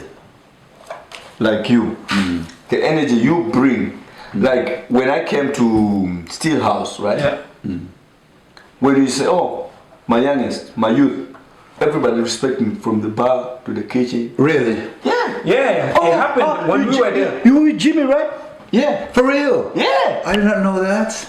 You can't notice because you're busy doing some other things. But as soon as you just say, my youth, everybody was like, oh, so you Jimmy went up? I even drink some liquor for free when you're not there. I pull up there, I was like, We went the we were Drinking liquor on my we name. were like, we were together. yeah, we're like, well, where Jimmy at? And then Oh, we found you in the basement doing your own Give us drinks. Of course.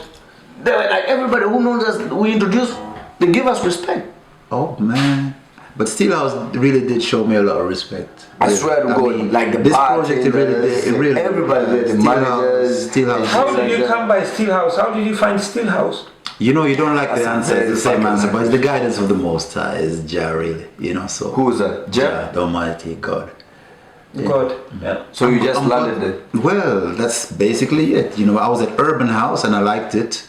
And Steelhouse opened and there was some staff who moved over to Steelhouse, and for about a month they were telling me, come over to Steelhouse and play, it's a new hostel. By that time, in my eyes, there was no better hostel than Urban House. I was like, there's no way you get me out of Urban House. Because Urban House, I was playing in the streets and suffering and freezing in the winter, and I went to Urban House and said, yo, it's too cold out there, can I play inside? Not only did they let me play in there, they took time to put candles on the stage and give me hot chocolate and everything. I was like, wow. You know, at that time I was nervous to ask them, but then with this kind of reaction, candles and hot chocolate, I was like, all right, I'm loyal for life. Yeah. So when people start telling me, let's go play Steelhouse, I said, you must be crazy. I'm not leaving Urban House. You know, so I was like, that's me, Urban House, until one time this woman, you know, Domitila, you know? Domitila, the Italian or something like that. Italian Brazilian. She tried so many different people, and she said about a month passed by, and then she come to me and said, Jimmy, we've tried so many people, they don't want to do it, can you come? And I thought to myself, I just looked at her and said, well, this girl pretty, she's nice, you know? She's fucking nice. She's gorgeous. She's well gorgeous. So I thought to myself, all right, listen, because she's gorgeous, she's got the currency. You guys had pussies. Pussy is life. You should know that. You heard. You should know that. You should know that. If you don't know that, of course he knows. He knows. But the time we came, it was really a nice time. It was. I think it was in summertime somewhere. Yeah, but me, I've been going to Steelhouse so many times. That was in 2018. I think before Corona. I think it was before Corona. 2019. 18 or 19. I would say 19. Yeah. 19 is when I started doing this flex. Because that's when I came back from Have you tried performing in Nest House? No. Which one is Nest House? The one close to where I was working. Nothing official. Wake Up. Yeah. They made that is the biggest hotel in Europe. The biggest hostel in Europe. Yeah. Really? Yes, the biggest hostel in Europe. They have a football thing. We should need to do that. There is everything there, Baba. Basement, football, anything. Hey, let's do a football thing to raise money for this. You can do it in Nest House. I am telling you. Malawi, not South Africa. I ain't doing anything for South Africa. No, sorry, I meant Malawi. That's why we have a flag today here. Let's do a football This flag is all for you. Let's go We to can Nest do House it. and do Nest House, you can do it because Nest House is the biggest hostel in Europe, the whole Europe. Yeah, man. Let's do a fundraiser with football and cook up and everything. It's the owner. Is the same football? They have a football. They have a football place. The soccer. Yeah, soccer. No. Yeah, the soccer, the game that you play. The soccer. And they also have a big screen, everything. It's a sports center. They have a big screen, anything to watch football or play table tennis. Aside, you can do it. Gym, anything. Really? Really? A game? Game 7 aside. It's owned by the same people from Steelhouse. Yeah, our pants. Give me the links then I can do that. Let's organize music, let's organize DJ, let's organize something for the because Cyclone. they need people like that. Yeah, they do. Because as recently I have noticed that all the tourists they go to Nest House right now Yes.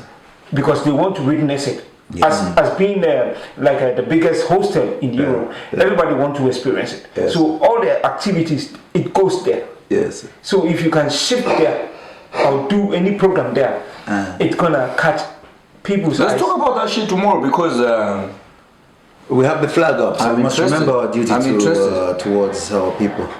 I'm interested. They have a big. You haven't been there, right? No, I know it from time. Very big basement. Before they finished, she told me about it because you know the guy was the boss at Steel House. Yeah. That's the one who gave me the entire passport to do for 2 years at Steel House. Man. So that's my protector from Steel House. He moved to Next House, but they have a deal saying that the live music would remain at Steel House and the DJ music will go to Next House. That's why I play Next House. I play live music, but if I do DJ music, I can go do it at Next House. But if I should tell you, Steel House is too small for live music. But Nest House in the bit it's really big. I know. Yeah. Very huge. Yeah. But you got the links there. Oh yeah, they're my people.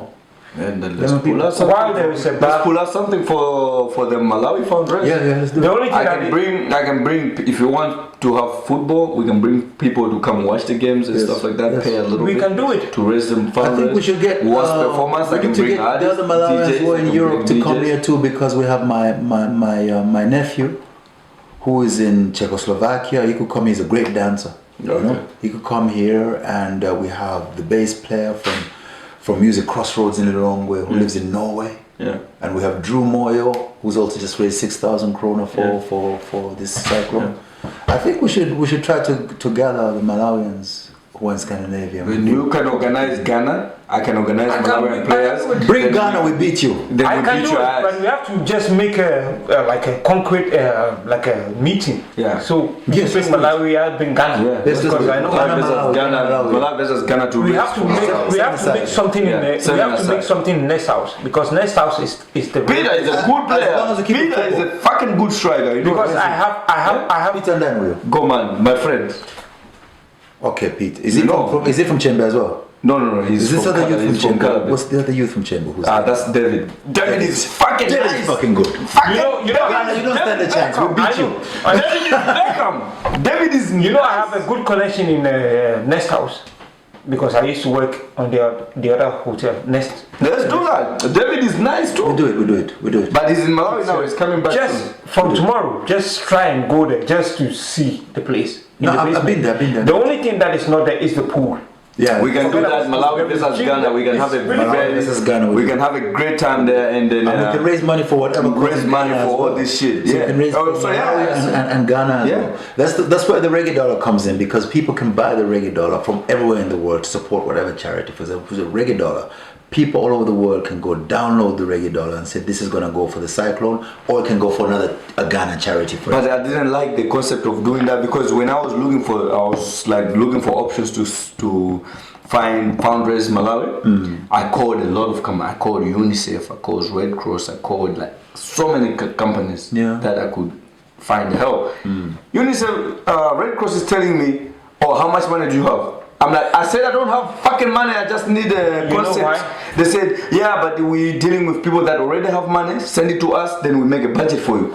I'm like, what? Because recently the state minister made a statement like because the economy is so bad here in Denmark right now, people are using other means to get money about all this social thing so anybody that comes to them about money, they should just forget it and all this. But I was not asking for money. I was just asking for like but I know that's why I ended up 20 years. I thought what I could do it in a year. I came up. The first people I went to was Concern in England. I got the same mentality, and I thought to myself, "That's the hunger. Remember the hunger in Malawi in 2002? Yeah. This is what got me to start this. What I'm doing now, because I was like, we were stuck, and say you should be prepared because next year, Malawi, more cyclones. This is what I'm trying to say. right now, Just it's the not. same here in Right Denmark. now, This is it's just not the even- warning. This is what I'm trying to say. Next year, bro, Malawi. Yeah. Right now, a bag of maize is 45,000. Even in Malawi. Denmark, it's also going to be fucked up. That's already Oh, yeah. fucked up. Yeah. That's This like is the reason for 4 this. times. Now they are pulling up all the way to support Ukraine. Like everything they want to support it with Ukraine. Yeah, it's war. So that means it's gonna be really, really hard for us. Absolutely. Already when you go to the supermarket, there are a lot of things that are missing in the supermarket. Yeah, ketchup with There is 40 krona. no Fucking no- small ketchup 40 I'm fucking telling krona. you, and it's gonna be really hard for us. Yeah. We have to start putting even water in our balcony, saving water there and all these things because we Absolutely. never know Absolutely. what. Because Absolutely. it's really going to be really hard next year. Absolutely. It's going to be so difficult. But that's what I'm trying to say to you, that the work that I've been doing for 20 years is to actually meet that type of situation. That's why you find so many different platforms for public participation, so that people can participate publicly with what they do under the paradigm. You understand? So this is the foresight of it. It's not that I want to put myself in a situation like I'm clever. I'm not clever. Yeah, but I'm not Jimmy, clever. These things, they came to me. it's not about you being clever. Whatever you're doing is really right. We see on our perspective that you are doing the right thing. Yeah. But what about people? Other people, are they also supporting you? They just the same way we When are they also feel going the to pressure, support you. they will. And When they feel the pressure, they will come. It's as simple as that. When they feel the pressure, they will say, "Oh, we never knew that somebody would think about this or plan something like this." You understand? But I'm here because you could see in the future. You do the maths and you can see that this can happen. If you put it together and you understand the history of the world, you can see that this and this is going to happen. Before I went, when I was in South Africa in 2013, and saying to the South Africans, Were you in South Africa 2013? yeah, 2013. I was in South That's the same time I left. Cape Town. Yeah. I was in Cape Town. I was in Cape Town too. Yesterday, you see. That's the year I left to come here. What month? November. You left. So I arrived there in August, September. I arrived. So you were Really? there at the same time. So I was on Long Street.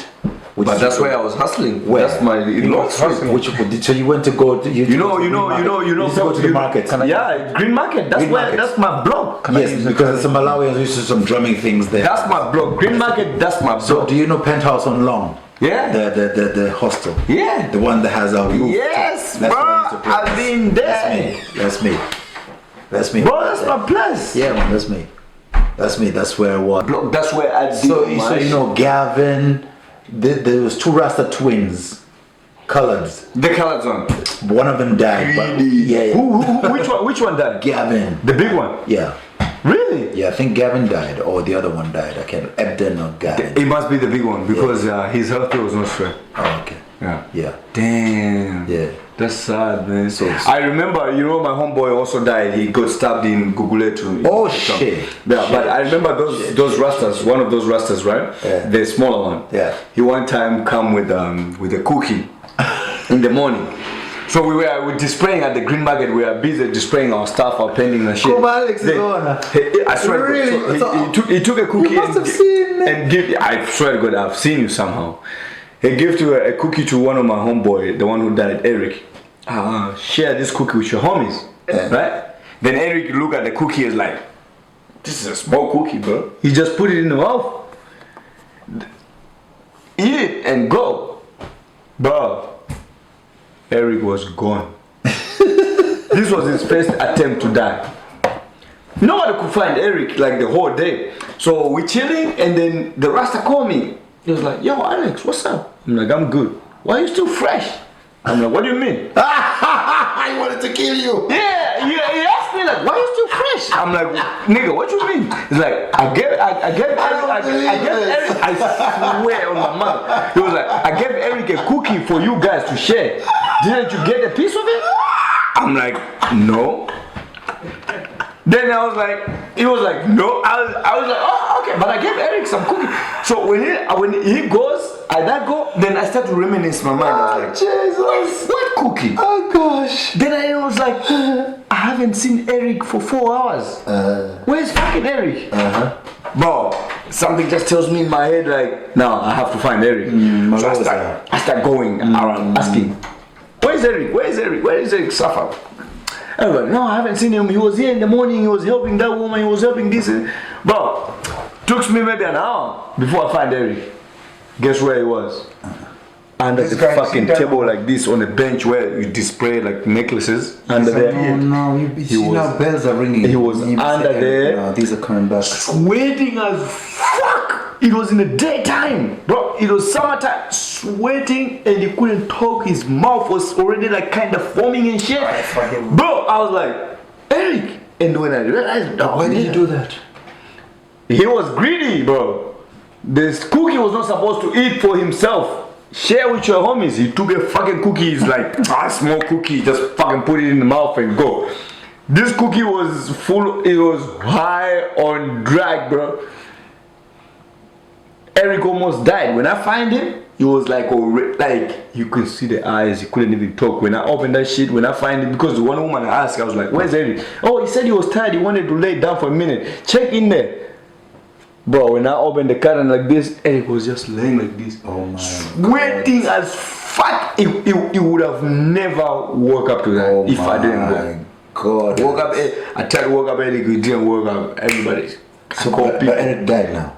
He died after another thing. He didn't die from this. You must show me his photograph because I'll show you. Remember. I always post him. He's my nigga, man. I love this nigga to death. He picked me out of the street and put me in the crib. So I love this nigga forever, man. Green Market, that was my place. So I took this nigga out, get him some water, get him some food, and when I asked him what happened, I was like, yo, bro, the only thing I remember was taking a cookie from the Rastas. And he started hating them. Those Rastas are not good. I'm like, no. They said you should share this shit. They said you should share this shit and you eat it all by yourself. Eh? So that's why I don't hate anybody here.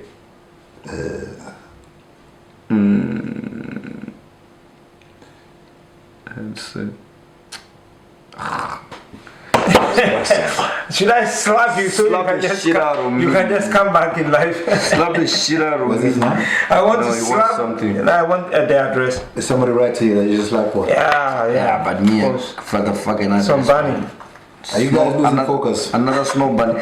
Where's my yellow card? Who stole my yellow card? You guys, you're online, you know. We don't care. No, we are done now. It's not. No, it's running.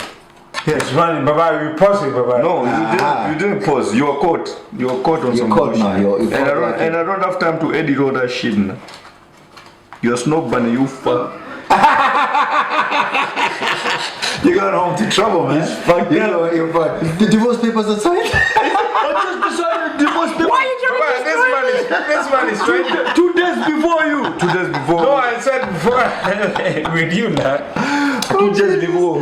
Oh, but my nigga Eric, he didn't die from that. He died from another thing. He got stabbed. For real? Yeah. In Guguletu. In Guguletu. But it was just a sad moment, bro. To just. So you used to go down to Philippi as well? I live. First I live in Guguletu. Then I moved Marcus to the Garvey city. County. Yeah. Then I moved to the city. After I moved to the city, I even moved. The funny thing, Mosenberg. bro. Eric, I can't believe. I did my own interview, like. Now that yes, you do. Now that we're talking Malawi, we should ask you some more I questions. swear to God, like. I like your story. This shit was is still crazy to me. Like I still don't understand right now because I feel like I'm the most blessed one. Yes. You are, of course. I am super blessed, You like don't know you for are. real, like Yeah, because what you've been through, I know. yeah, like death for me will only could've come happened. from God. Yeah, it could have happened a long It will time ago. never come from anybody. It could have happened. It could have happened, I know. That from a human, like for real. If I die, it's gonna be ghost time, like ghost time, like they don't want. Absolutely. It's just crazy. It's crazy, I know. It's just so crazy when I flip that shit and look back. I'm like, nah. Some things is unbelievable. I took this nigga out of the same neighborhood that he died. Put in, yeah. I took Eric, like, yo, come on. From Guguletu. When I come, he Come took out me of there. here. Say, come out He of took here. me there. Yeah. When he find me in the street, he was like, yo, bro, what are you doing here? I'm like, I just ran it. I don't know anybody. He was like, okay, cool. I'll bring you to my spot. He bring me to my spot, to his spot. He was living with these gangsters. He introduced me to them. He was like, this is my boy. Can you take my phone? And the people were like, yeah, sure. Yes. I live with these people, right?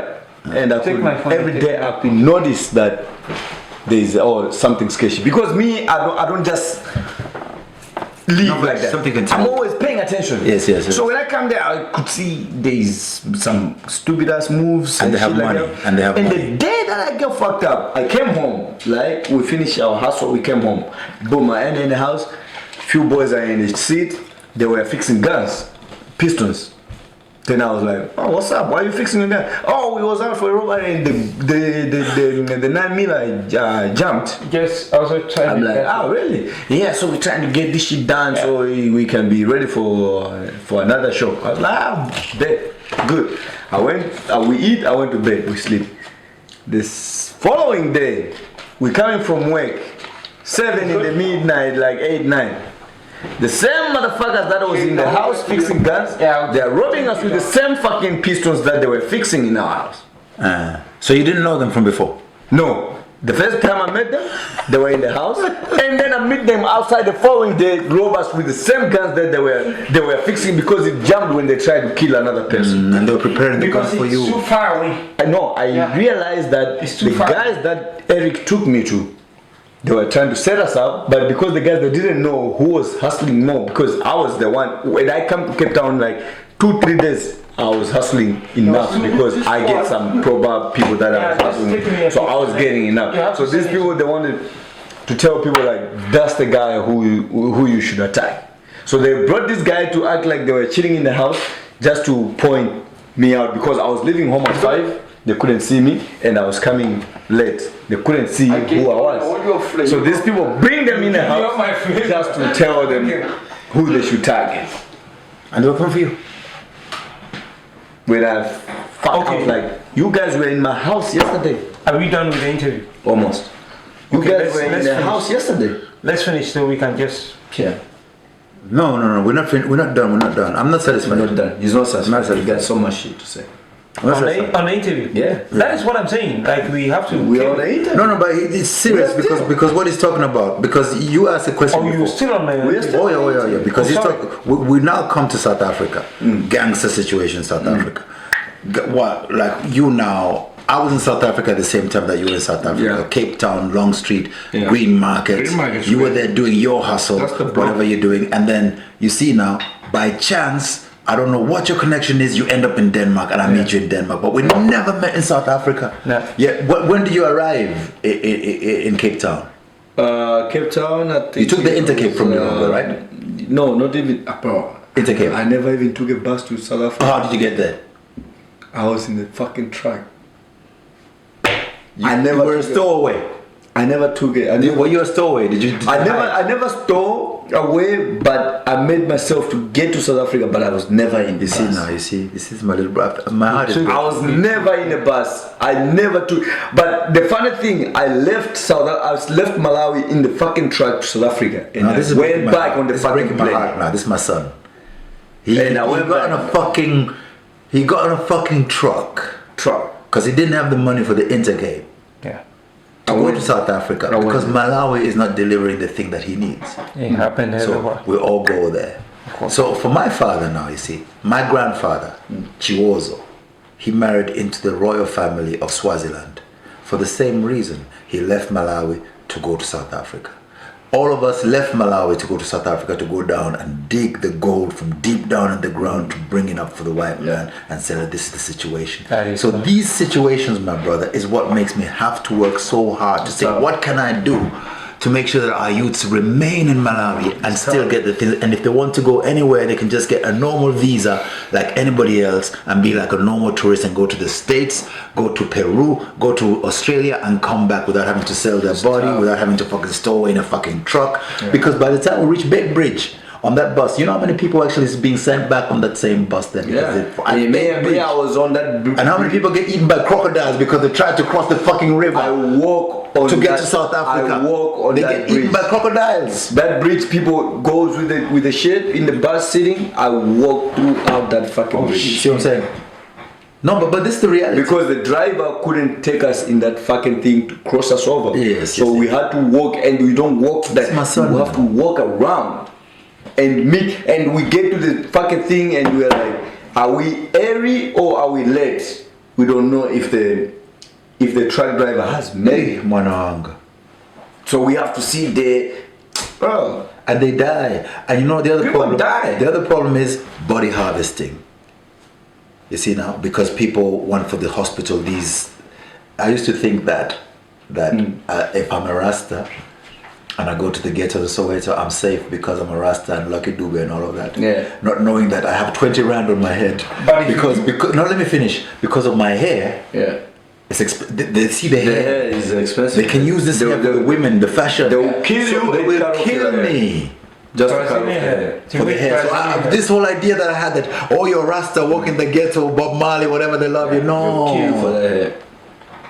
For sure. No, maybe Ziggy Marley can do that because he's Ziggy and can be protected. But if Yeah. I go there and try to, no, bro, Kill you for that. you dead. Like South Africa, they don't joke. Man. I've seen South African youths take the police car away from the police. from the police. Yes, They're crazy. gunpoint. Take the car from the What the police. fuck are they gonna use the car? That's even the police there, even told So enough. if he tells you, But of course I for him believe to it. be here in Denmark, and I didn't see him in South Africa when I was in South Africa, it means this is the point. I went there to find a solution. He survived to tell you why my solution is relevant. That's the power of God. Because this youth, as he says himself, it's only when God says that he's ready to die that he can die because what he's been through. Yeah, me, I can't. I know that place. I don't And when see you any- when you go there to find the solution, do you go with the whole of your organization and all this? I went but- alone, but the sacrifice. thing- but the to thing find was- the last of my money, sacrificed everything for my But the- people. If you look at me, I gave up everything. If you look at my daughter, how beautiful she is, that was a family. If you look at my wife, how beautiful she was, I gave up everything. Big for up to our wife and daughter. Yes. But there was also I the gave funny, up everything. the for funny Africa. thing is like Everything. that moment when I went to South Africa, I could hear people that people they suffer, but then when everybody come from South Africa, they never tell you the struggle. No. Of course, they will not. They will only tell you like here. You Many go to Malawians Ghana, there. you will never tell people that you don't sleep, you are working two will not jobs. tell you, of course. You just flash your money and have fun. The So girls of people in South Easter Africa, guy will never tell. Who want to tell The you? girls of People- Easter guy, they'll never tell. they will do that. So we was all. My mind was like, if I go to South Africa tomorrow, I get a job. Yeah. Then I'm gonna look after my moms, my Yeah. sisters, my shit. Oh so my. I had everything figured out, bro. I get to South Africa first thing. You know that's Soweto thing. There's a city, just neighboring city like this, Soweto and this. It's called Lenstown. That's where I used to live. Okay. It's called Lenasia. Some people call it Lenasia or Lenstown. It's just right beside Soweto. That's where I used to live. I came there in winter. I couldn't believe people outside getting burning tires just to get the heat. Just to get the heat. They can't even sleep inside, but they're putting tires for the cars, burn it, and then just sit around with the Because chairs it and needs chill. to be warm. They can't even be in the house because the house are made of shit tin. So as soon as you are in the house, it gets cold and the water start dripping. It's cold. People spend nights just outside. No, we come a long way. We come a long way. We come a long way. sorry. And this is South Africa, but some people that they made money and go back home, they don't tell you that. They just say, "Oh, South Africa is Yeah, good." that's a mistake. And I was so excited when I get to that city. I was like, "Why am I here? This is not South Africa. I'm not in South Africa yet." All the youths are leaving Malawi down that intercape. So we just have to help Malawi and then make Malawi, bring Malawi back Yeah, again. but South Africa, No, South Africa it has needs help. good things. Our youth have to stop It has going good to, things. our youth from Malawi have to stop going to South Africa. Yeah, that's important. But It's very important. that's very important. But I don't think our government is capable of doing it. That is what I'm saying. I was asking Jimmy about it. Yeah. What is the plan? Because the government doesn't know anything. Well, about first of all, we always respect the government. So, but we are lucky in the sense that in the work that I'm doing, it's not just the government I'm dealing with. You have NEPAD, which put a roadmap for what we need to do as a continent. Exactly. So those standards that they put there are the ones that I work with. That means that if I go to talk to our president, any president, I can say that these Chapter 4 of NEPAD's manifesto says that we as the people must do such and such and such. So therefore I've done this. And that's why you see all those projects. I show all those to show that, look, I'm reaching all the people. The only thing I've not done is military.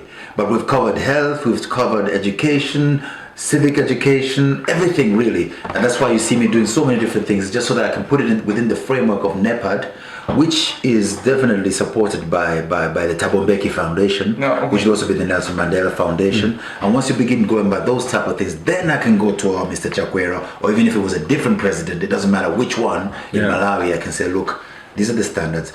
Put together with the Human Rights Charter, I do the homework to actually make our people effective within the manifestos that have been put there by our forefathers, the human rights, the African Union, the NEPADs, SADC, all these things. People are not able to break it down and give it to the people so that people understand what it is. I can understand that, being from Malawi and being from Denmark. I can understand it. I can see this is the gap. Anyway, that's how I grew up. I grew up with my parents always arguing and always trying to say to my mom, when dad says this, he means this. Black man, white woman, right? Yeah. Or dad, when mom says this, she means this. Yeah. Was black? Yeah, black woman, white man. Yeah. Okay. Yeah. So I'd say, no, you're misunderstanding each other. When mom says this, she means this. When dad says this, she means this. So now again, with Danish family, when they come to visit in Africa, no, when my family said they mean this. So I'm just continuing that, but in a legal format. And then so we create the platforms to say, now I know how we can bring our Danish people together and the Malawian people together within the format of what is United Nations, and which is also what you call it, NEPAD, but we give it a name which is Comprehensive Corporate Social Responsibility, which means that you can now bring in the hostels on board, which is what Steelhouse was doing. And so therefore for me Steelhouse to gave me look a at chance your to stay there. intentions of doing things, I really think you have great intentions. Yes. Sometimes it's just sad that maybe things don't come into play. Yeah. But I can see your goal Yes. is to make something good, something different to this world. Yeah.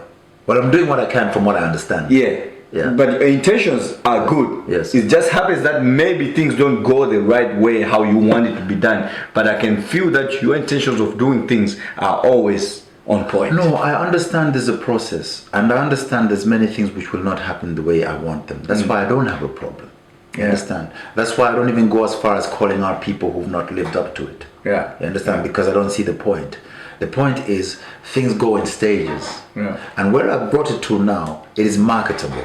Yeah. Where I brought it to now, the Danish experts agree, the Danish Prime Minister agrees, the Danish Queen agrees, the Malawian President agrees, everybody agrees. It's just how we're going to activate the people. Tell me about it. You wrote a letter to the Queen. Absolutely, yeah. That's my digging shit. Did you get a response? No, and there's no need for a response. No, but if hi, what's up? Well, you see, the thing is, those people are very smart. So they study you and they watch you. And they try to see, okay, is he going to live up to it? That's all that matters to them. You understand? There is no way that I am, how you call it, threatening anybody's position. If anything, I'm going to make everybody look good. Yeah. That's how I've set up my program. It's going to make the president look good. It's going to make the opposition look good. Yeah. It's going to But make for the people, look good. for the people that they don't know, what was the letter about? The letter was about the same festival that I invited you to, called Zisakuduse. Yeah. And the relevance of what Zisakuduse means. And it was also looking at the Danish history in the formation of associations and the land value taxation. So it was a mirror showing how great Denmark, to get the society that we have in Denmark, where you actually get welfare, help, and you know how the society is built up. It's slowly dying, but in the 70s and 80s they got it to a level where it was really good. Yeah. That took a lot of collaboration between the people for many years to get to it, you know. So, but many Danish people have forgotten. So the letter was really showing the mirror to them, said, do you know how great you are? Do you know that you really are an example for the whole world, and that we can use you? We can use your ideas. We can use ideas of Søren Kierkegaard, of Grundtvig, and Folkehøjskolen and everything. We can use it in Africa. It's a people's movement. If anything, that's what we need. So Denmark, in that way, for me, then it started to make sense to me. I started to say, oh, that's why God would have me have a Danish stepfather, and that's why my real father said that it's okay if he goes there because he'll get this knowledge and that knowledge while I'm a child. So you can see my stepfather and my father were in agreement about my future when I was a child. Yeah. So my stepfather, okay, before my mother met my stepfather met my father, because my father was the first chartered accountant in Zambia. And he was working on an agricultural project in Zambia. And the Danish man wanted to change the world. He came to Zambia, also changed the world. He ended up at the same project with my dad. So he used to have to come to buy whatever he needed for his agricultural project from my dad. So my dad, my real dad, is the one who used to clear the checks for what my dad needed for his projects. You understand what I'm saying? And then he snapped your mother from your dad. I don't know what they did, but I hear two different stories. One of them is no loyalty. Well, now they're all in heaven and they have to answer me now. You understand? Because this is when I start to get angry. Remember when I said to you, I said, you know, sometimes parents, they're lucky that they die before you learn the truth. Yeah. But that sounds like one of them did some creepy shit. Well, now they put me in a situation where I have just two died. stories. I have to choose. I say, One sneaky shit. which one? You know, and I say, They died with the but truth. dad, why? And mom, why? And I said, you know what? These people, they're gonna fuck me up. Is your real pops still alive? They're all gone. So you're There's not a single one of them So I can you're strangle. real pop. So you're They all run away. You're They said, let's get away before the lion wakes up. Your biological dad is no longer exists. Your mom is no longer exists. No longer. And your stepfather. They got out the scene before I woke Motherfucker. up and found out what the fucking truth was. That's not good. What can I do? You have nothing to do, of course. They died with the truth. Yes. That's why when sometimes you do some shit, you say, "I'll take this to the grave." Yeah. Nah, that is when you swear. But that's exactly what happened because they could have write something and They live could it. have. They live it gave me behind. small pieces of truth. Ah. But the rest of it, my friend, I tried to look, like I said to you, the bus. took you to the grave. Remember when I told you that I'm going from Muzuzu to go to Katabe, and the bus broke down in front of a house, and a man come out of the house to tell me my history. Your history, yeah. Unless that bus broke down, I would not be here to tell you that I have an Igbo You connection. wouldn't have known the history, anything. But I had to go search. But that is a long time from the time my mother see me and said that this boy is rebelling. He's not just going to Denmark to get a degree. It looks as going something. He's following a Rasta way. He's following Bob Marley way. What's this? What's happening to our son? They just see me go a different direction. Then my mom decided to say, oh no, he's going too far. Maybe I need to tell him a little truth. So thanks to Bob Marley, I get to know more truth. But It forced my mother to have to say more truth so that I have a little bit of truth to go look for it. So that by But the time do I you go to know- there, the bus breaks down in front of a car and I get, I'm fucking Igbo. But do you know that sometimes chasing the Fuck, truth man. can get you killed? Yes, it can, but sometimes, you know, it wasn't even the truth I was chasing. Baba, sometimes when I was you're going- I was telling going the for truth, pussy. you're not afraid of dying. I was going for push. Sometimes the truth. I wasn't even chasing. Yeah, but it can get you killed. Like even the same thing like writing a letter to the president. You know Edson Matafari died for that. But Yeah, you know what kind of letter I wrote? That's why I asked you. My letter can never be, you think, Edison shouldn't have written that letter. Since you're Malawian, let me tell you this. 2001, I went to Malawi. As soon as I land, they tell me there's this brother here is called Andersen. You're on WhatsApp. He's a great singer. And I said, oh, okay. I listened to his music. I said, wow, this brother's good. This time I'm in change. I said to myself, fuck, I must go. I must go meet this Andersen. So I get on a minibus and I'm going to Blantyre. Chileka. Yeah, I'm going towards Blantyre and I know that go FM 101 over there. I know they'll give me the contact for Andersen Matafale. Not knowing that as I'm going to Blantyre, the police have already taken him. They take him to the wrong way. So me and him cross on the way. Now I get to Blantyre and I meet Junior Manning from Jamaica. Yeah. You know, because they were there because of Bobby, and and Shade and everything. So I'm there in the office and Junior said, well, it's very good you come here, whatever, something real good are going in Malawi and we're like in a radio station, Jamaican now, you know. And I can't believe this because first time I come to Malawi, my dreadlocks, they cut off my hair. But now I'm coming here, there's a Rastaman sitting on we have a radio station and he's speaking Jamaican, you know what I'm saying? And Rastas, and I can't believe this. So I'm in the office at FM 101 talking with Junior Manning and he says to me, yeah, you know, it's very Yeah, good. but FM 101 was Rasta. We're a Rasta station. Yeah, Bobby Moore, you know, Bobby Moore from Jamaica. It's a reggae Big up station. Bobby Moore. So, And He what's the says name to- of this woman also who was the Sister Fire? Sister Fire, that was my lady, yeah.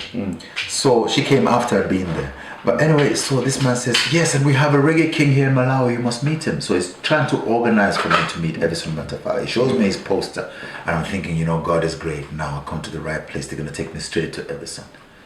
5 minutes later, the phone rings, and Junior Manny says, what? Matafala is dead? Oh shit. So I was one of the first people in Malawi to hear of Matafala's death, because when he died, they called the radio station first, and I was in the radio station when that phone call came. And I was there with a youth called Louis Chikuni, the son of I can't remember the name, Mr. Chikuni, who used to be at Zodiac. He was also a minister, but he was at the Department of Disaster, Dodoma, you know. But Louis was there with me, and we took the minibus into town to come back again.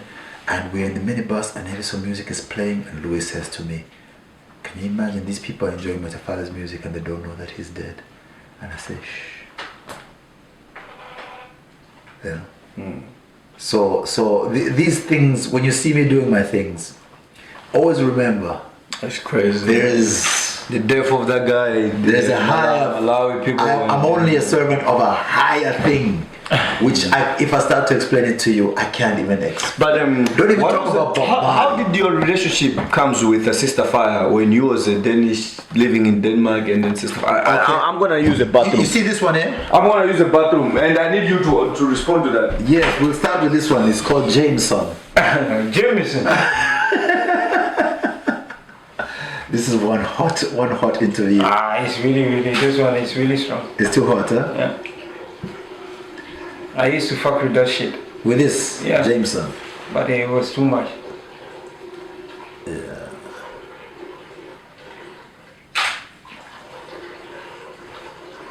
Tak for en flot bill.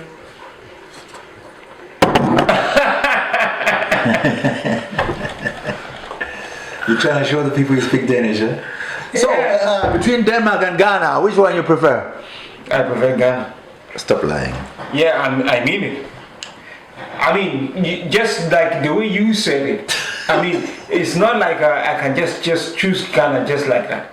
There are some measures that I have to also think about before I choose. Before you go there. Yeah, before I go there. Is what you must prepare. Yeah, I have to think about something. And the reality which you face, which they don't know you're facing. They are not. Yeah, exactly. Yeah, so it's just like you. I mean, Yeah. you're in the same boat. We are. But it's good that you have this program because this thing, it's been a problem to me. This thing that you look as a problem for me, it's also been a problem to me that, you know, these people, they can see I'm starting many things, I'm not finishing them. Yeah. So I'm not stupid. I can see that people are interested, but they say, no, Jimmy, now you confuse us. You know, so people get off, you know. So if God is good to us, we'll have something. Otherwise, maybe we'll just have a nuclear war and we don't have to worry about anything. Yeah. You know, there's Putin and there's Zelensky. Yeah, it's fucked up. There's some brothers out there, you know, but they're nothing when it comes to it, because God knows that people must live, you know, and that God's plan is for people to live, you know. So we'll have to live somehow. Yeah. Okay, tell me about you and Sister Fire. Sister Fire, you see, Yeah. when I came back from Africa in 2007, I went back to Barcelona, and I was so disappointed because the first time I wanted to help poor people in Africa, and I found poor people in Africa are fighting against each other. I says, no, Lord, how do I start? So I gave up. The first walk, I had to give up, because how can I help people who are fighting each other? I was thinking that poor people be united. Yeah. And I found they're not united. Instead, they're the ones making it difficult. So I went back to Barcelona and said, never again. I don't want to have nothing to do with Africa. I was just like Jonah.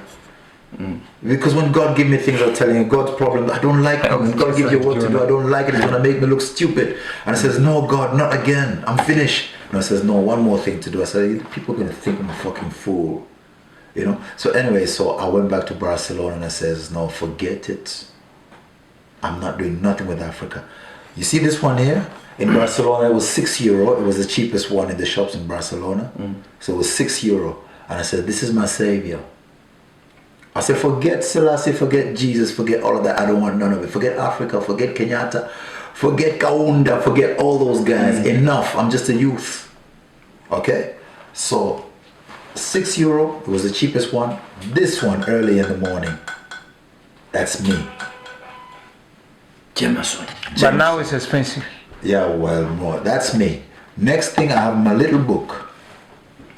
All the girls that I meet, call her.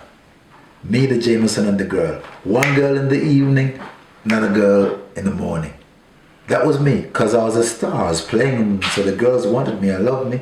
So they came to me and put them in a book. You understand? And so my idea was like, let me go to America, because I can be a big ass guitarist in America now. You think you're a star? So anytime somebody say about Africa, I say, forget that shit. Those people don't love each other. You know, I'm Jimmy Andersen. You understand? So Jimmy Chiwozo, please. that time it was Andersen. Well, Chiwozo. I was saying Chiwozo. So by the time I'm planning to go to America to continue my rock star thing, I get an email from Africa. This is Chemwali Moto. Hello, my name is Chemwali Moto. I work at FM 101. She was a famous woman at some point in my Very beautiful girl. And this time, when I saw her, she used to be. Shut the fuck up! I fucking slap you. What you want, you fucking James? Please no. She used to be this fucking idiot. You can say that to me? She's gorgeous. You're a fucking idiot. Anyway. Even my family now, they love me for that. Anyway, so I'm Chemwali Moto. I hear your music, Cyber Roots, man. So I wanted to know more about you and this, whatever. This time I'm not even thinking straight. I'm thinking, well, that's just a name, you know, and I'm thinking it's a guy, you know, and I just said, oh, but you can search whatever. So then something tell me, go search that name and see who this person is, man. By the time I see the face, I say, blood. Oh, fuck. Yeah, she was on fire. Listen, man, Sister Fire is like half Belgian, half Malawian. Beauty beyond beauty, dreadlocks, clean. Rastafari, proper all the way and everything. She wasn't Rastafari. Yeah, Rastafari. And I'm there with my Jameson and I'm like, But we tuned in when we was young. We tuned in to listen to her because she knows how to play music. She knows how to host a radio. A woman. She was dope. She was dope. She was dope. She was like, She was dope. she still is. She still is. But then I was like, okay, for real? And so we started talking.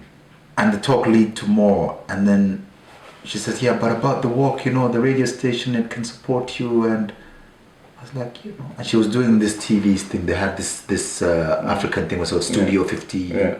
Was it Studio 54? Was it? I think I was not in Malawi. She was like a host for different programs right across Africa. So a talk show. And I said, whoa, so this is the woman who's going to support my walk from Cape to Cairo. And she wants to do it. And I started to think, okay, so I started to put the Jameson on the shelf, put the girls back on the shelf. Visa. Now you got the visa. And I started thinking, okay, maybe this Africa thing can work out. So you see, God knows how to hook you and say, yo. Okay. Oh yeah. so, does that answer your question? Yeah, it did. She emailed me while I was in Barcelona. Yeah, it did. I was on a different program. I was in a rock and roll program. It did. I I had think my Spanish senoritas. I did. I was going to go for the American senoritas and this Rasta woman. Yeah. Back on track. I did. Yeah. I think we're gonna need a part 2 for this shit. You are. Because it looks like you got so many interesting stories. Yes, a lot I of believe things that. we wanna hear. But before we leave this table, give us what you got on the pipeline right now and where people can find you if they wanna, like. Right now, Fresh and clean, right fresh now and on the pipeline, to be honest with you, is we want a response to the Cyclone Freddy. Yeah. Because it is a thing that I've been preparing for 20 years. And so on the pipeline is a letter to the president, a letter to Which president? The Danish president? No, our Malawian Malawi president. So that we Malawian can begin, president. Yes, so we can begin presenting the solutions, and then the next thing would be a fundraiser from our side, and to get volunteers from here to Malawi. To build the future economy of Malawi based on knowing that now we can expect that we're going to be we're now a cyclone country. We need to be cyclone prepared. Yeah. And we've. I'm in for anything to help with the Cyclone. So that's why I'm saying to you that this is perfect timing, as you can see with the Malawi flag and all Yeah, of of that. course. All that is in the past. I know everybody wants to help. Sister Fire wants to help. Jacaranda School wants to help. Everybody's. Yeah. So communication between the Asians, the rich, the poor. I'm in for whatever. We're all on the same page now, you know. So that's really what it is. Cool. Are you working on the new music? No. I don't have time to do that. Really, I don't. So have it's time. just working on the project. I swear, and I really look forward to finishing this because I have so many ideas for music and I want to do music. Yeah. Some of it must be hip hop inspired, trap, everything. You know, music. I do everything. Yeah. If I do heavy metal, it means I do everything. Afro beats, I need to go to Nigeria and get on it. You know, so but that's why I want to finish this off. Sounds good. So thank you so much for taking it this way. Yeah, of course. Bringing it like this, so we can say, hey, 20 years. Let's do a concrete project for Malawi, and please let Jimmy be free, so I can now go and do whatever I can do in privacy and play football with my brothers. We haven't even played football. We are gonna put that. We're gonna any of you. We're gonna put that show for to help the And Cyclone. you are quality brothers, but we haven't Ghana chilled. We haven't and even gone Malawi. out. We haven't gone to a single nightclub together. We haven't been out together. It's yet to come. Relax. You know what I'm saying? We are putting But things I'm kinda together. ready for that type of. Now that all the paperwork is out the way. And we assure you, whatever that comes up, of course, you are involved. Yeah, but you must be my bodyguard. Nope. Ladies and gentlemen, that was Jimmy Andersen, man. Jimmy Chiwozo. That's what I would call him, not Andersen. Right?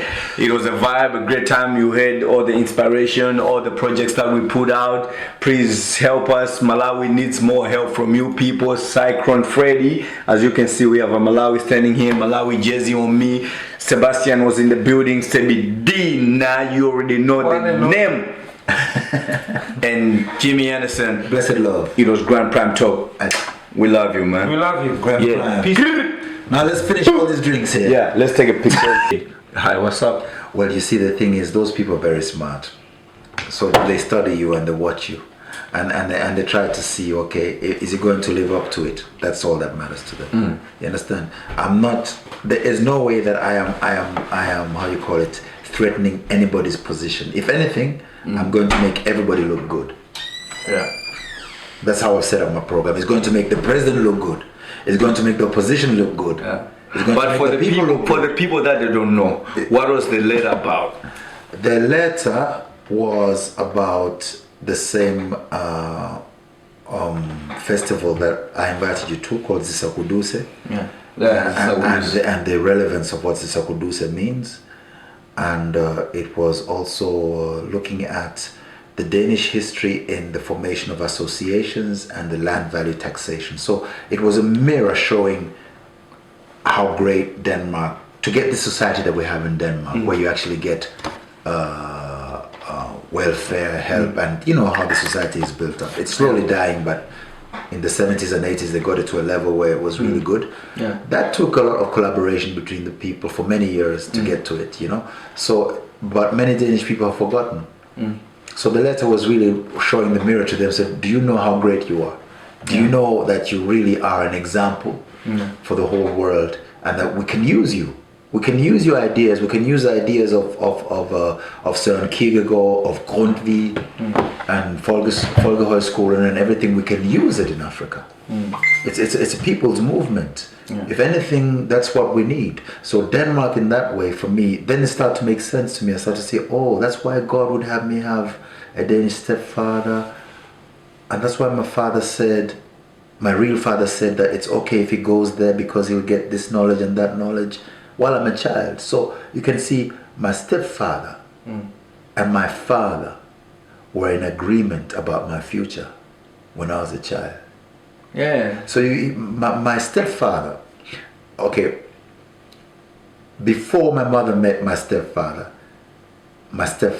met my father, because my father was the first chartered accountant in Zambia, and he was working on an agricultural project in Zambia, and the Danish man wanted to change the world. He came to Zambia, also changed the world. He ended up at the same project with my dad, so he used to have to come to buy whatever he needed for his agricultural project from my dad. So my dad, my real dad, is the one who used to clear the checks for what my dad needed for his projects.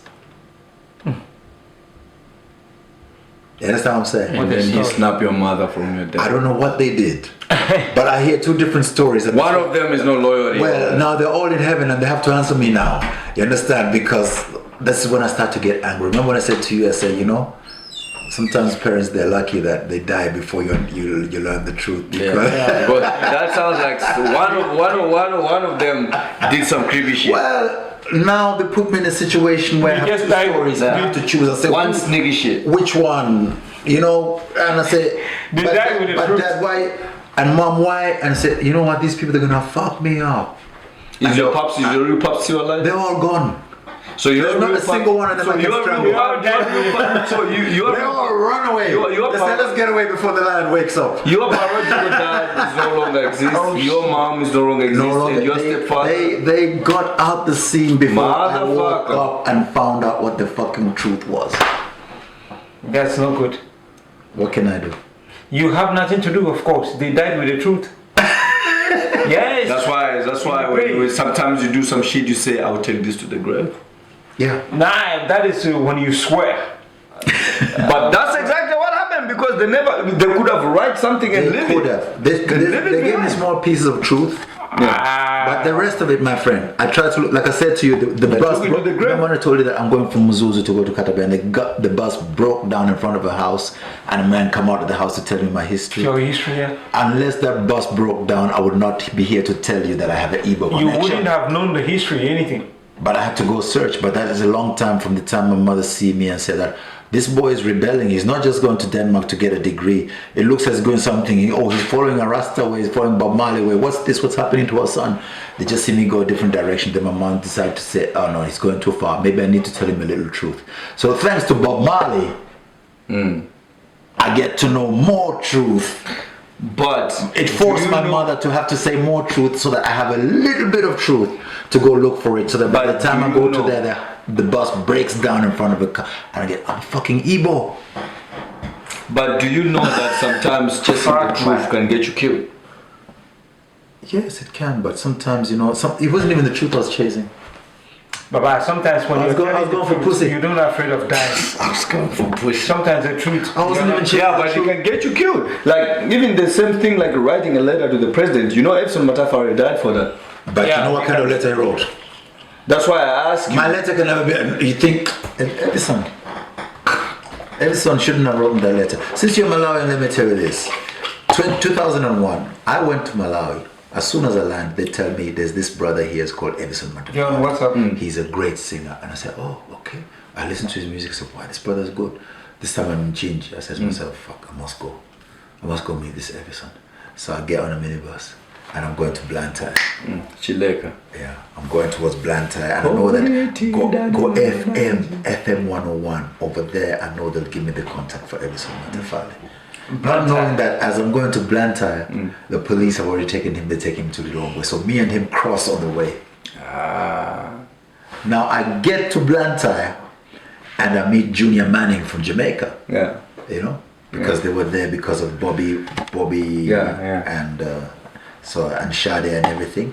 So I'm there in the office and Junior said, well, it's very good you come here, whatever, something real good are going in Malawi and we're at the radio station, Jamaican now, you know. And I can't believe this because first time I come to Malawi, my dreadlocks, they cut off my hair. But now I'm coming here, there's a Rastaman sitting on we have a radio station and he's speaking Jamaican, you know what I'm saying? And Rastas, and I can't believe this. So I'm in the office at FM 101 talking with Junior Manning and he says to me, yeah, you know, it's very Yeah, good. but FM 101 was Rasta. We're a Rasta station. Yeah, Bobby Moore, you know, Bobby Moore from Jamaica. It's a reggae Big up station. Bobby Moore.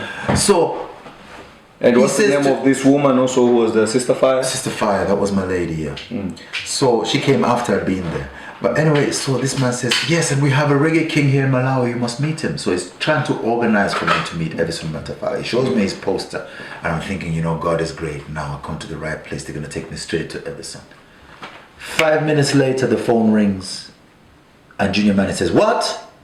Edson is Matafari is dead? Oh shit. So I was one of the first people in Malawi to hear of Matafali's death because when he died, they called the radio station first and I was in the radio station when that phone call came.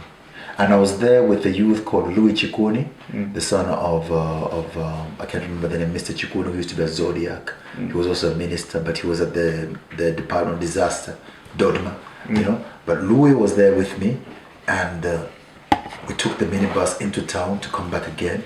And we're in the minibus, and Andersen music is playing, and Louis says to me, "Can you imagine these people are enjoying Matafala's music and they don't know that he's dead?"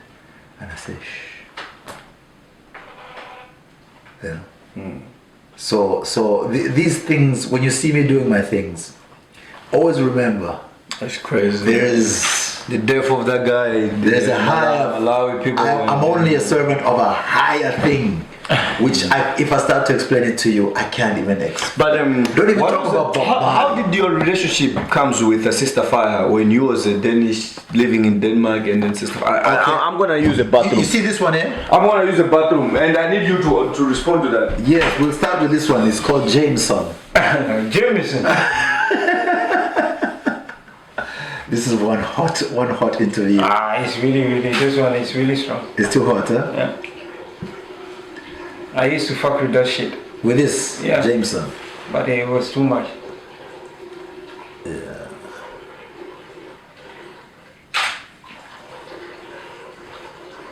Tak for en flot bill.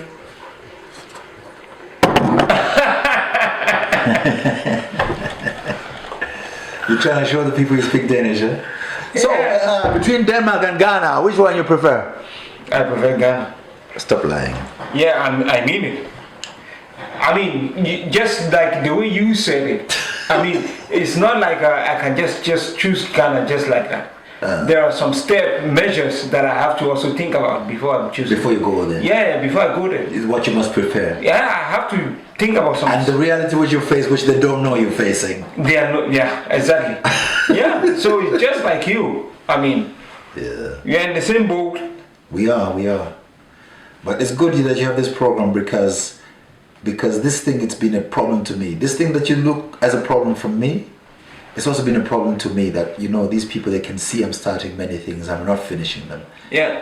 So I'm not stupid. I can see that people are interested, but they say, "No, Jimmy, now you confuse us." You know, so people get off, you know. So if God is good to us, we'll have something. Otherwise, maybe we'll just have a nuclear war and we don't have to worry about anything. Yeah. You know, there's Putin and there's Zelensky. Yeah, it's fucked up. There's some brothers out there, you know, but they're nothing when it comes to it, because God knows that people must live, you know, and that God's plan is for people to live, you know. So we'll have to live somehow. Yeah. Okay, tell me about you and Sister Fire. Sister Fire, you see, Yeah. when I came back from Africa in 2007, I went back to Barcelona, and I was so disappointed because the first time I wanted to help poor people in Africa, and I found poor people in Africa are fighting against each other. I says, "No, Lord, how do I start?" So I gave up. The first walk, I had to give up, because how can I help people who are fighting each other? I was thinking that poor people be united, Yeah. and I found they're not united. Instead, they're the ones making it difficult. So I went back to Barcelona and said, "Never again. I don't want to have nothing to do with Africa." I was just like Jonah. Because when God give me things, I'm telling you, God's problem, I don't like it. When God gives you what to do, I don't like it. It's going to make me look stupid. And I says, "No, God, not again. I'm finished." And I says, "No, one more thing to do." I said, "People are going to think I'm a fucking fool." You know? So anyway, so I went back to Barcelona and I says, "No, forget it. I'm not doing nothing with Africa." You see this one here? In Barcelona, it was €6. It was the cheapest one in the shops in Barcelona. So it was €6. And I said, "This is my savior." I said, "Forget Selassie, forget Jesus, forget all of that. I don't want none of it. Forget Africa, forget Kenyatta, forget Kaunda, forget all those guys. Enough. I'm just a youth." Okay? So €6, it was the cheapest one. This one, early in the morning, that's me. Jameson. But now it's expensive.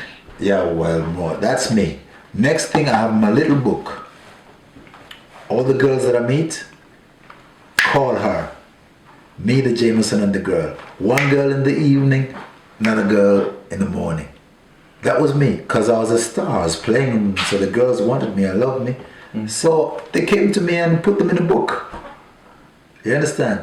And so my idea was like, let me go to America because I can be a big ass guitarist in America now. You think you're a star? So anytime somebody say about Africa, I say, forget that shit. Those people don't love each other. You know, I'm Jimmy Andersen. You understand? So Jimmy Chiwozo, please. that time it was Andersen. Well, Chiwozo. I was saying Chiwozo. So by the time I'm planning to go to America to continue my rock star thing, I get an email from Africa. This is Chemwali Moto. Hello, my name is Chemwali Moto. I work at FM 101. She was a famous woman at some point in my Very beautiful girl. And this time when I saw her, she used to be. Shut the fuck up, I'll fucking slap you. What you want, fucking James? Please know that. She used to be this fucking idiot. You can say that to me? She's gorgeous, you fucking idiot. Anyway. Even my family now, they love me for that. Anyway, so I'm Chemwali Moto. I hear your music, Cyber Roots, man. So I wanted to know more about you and this, whatever. This time I'm not even thinking straight. I'm thinking, well, that's just a name, you know, and I'm thinking it's a guy, you know, and I just said, oh, but you can search whatever. So then something tell me, go search that name and see who this person is, man. By the time I see the face, I say, Oh, fuck. Yeah, she was on fire. Listen, my sister Fire is like half Belgian, half Malawian. Beauty beyond beauty, dreadlocks, clean. Rastafari, proper all the way and everything. She wasn't a Rastafari. Yeah, Rastafari. And I'm there with my Jameson and I'm like, But we tuned in when we was young. We tuned in to listen to her because she knows how to play music. She knows how to host a radio. A woman. She was dope. She was dope. she was like, She was dope. she still is. But then I was like, okay, for real?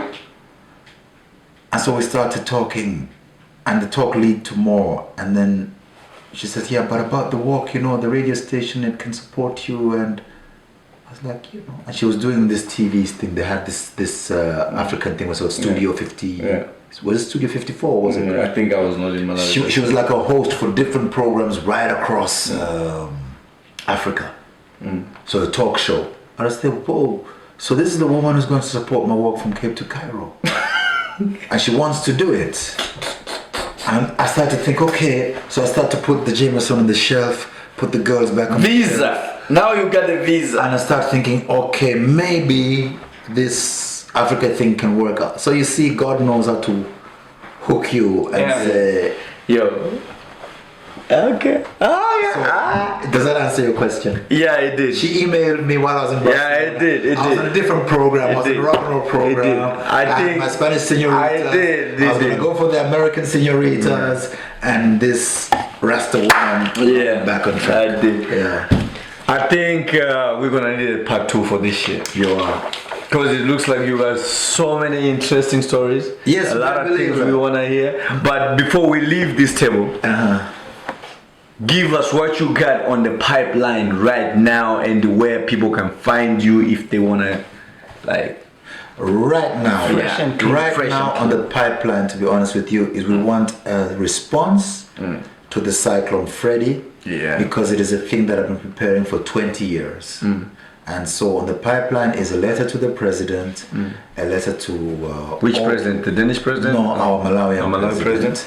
So that we Malawian can begin, president. Yes, so we can begin presenting the solutions, and then the next thing would be a fundraiser from our side, and to get volunteers from here to Malawi.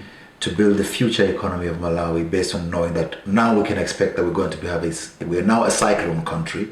We need to be cyclone prepared. Yeah. And we've. I'm in for anything to help with the cyclone. So that's why I'm saying to you that this is perfect timing, as you can see with the Malawi flag and all of that. Course. All that is in the past. I know everybody wants to help. Sister Fire wants to help. Jacaranda School wants to help. Everybody's. So communication between the Asians, the rich, the poor. I'm in for whatever. We're all on the same page now, you know. So that's really what it is. Cool. Are you working on the new music? No. I don't have time to do that really. Really, I don't So have it's time. just working on the project. I right swear, and I really look forward to finishing this because I have so many ideas for music and I want to do music. Yeah. Some of it must be hip hop inspired, trap, Yeah. everything. You know, music. I do everything. If I do heavy metal, it means I do everything. Afro beats, I need to go to Nigeria and get on it. You know, so but that's why I want to finish this off. Sounds good. So thank you so much for taking it this way. Yeah, of course. Bringing it like this, so we can say, hey, 20 years. Let's do a concrete project for Malawi, and please let Jimmy be free, so I can now go and do whatever I can do in privacy and play football with my brothers. We haven't even played football. We are gonna put that. We're gonna put that. I'm not sure with any of you. We're gonna put that show for to help the And you Cyclone. are quality brothers, but we haven't Ghana chilled. We haven't and even Malawi. gone out. We haven't gone to a single nightclub together. We haven't been out together. It's yet to come. Relax. You know what I'm saying? We are putting But things I'm kinda together. ready for that type of. Now that all the paperwork is out the way. And we assure you, whatever that comes up, of course, you are involved. Yeah, but you must be my bodyguard. Nope. Boom! Ladies and gentlemen, that was Jimmy Andersen, man. Jimmy Chiwozo. That's what I would call him, not Andersen. Right? It was a vibe, a great time. You heard all the inspiration, all the projects that we put out. Please help us. Malawi needs more help from you people. Cyclone Freddy. As you can see, we have a Malawi standing here. Malawi jersey on me. Sebastian was in the building. Sebi D. Now you already know the name. And Jimmy Andersen. Blessed love. It was Grand Prime Talk. We love you, man. We love you. Grand Yeah. Prime. Peace. Now let's finish all these drinks here. Yeah, let's take a picture.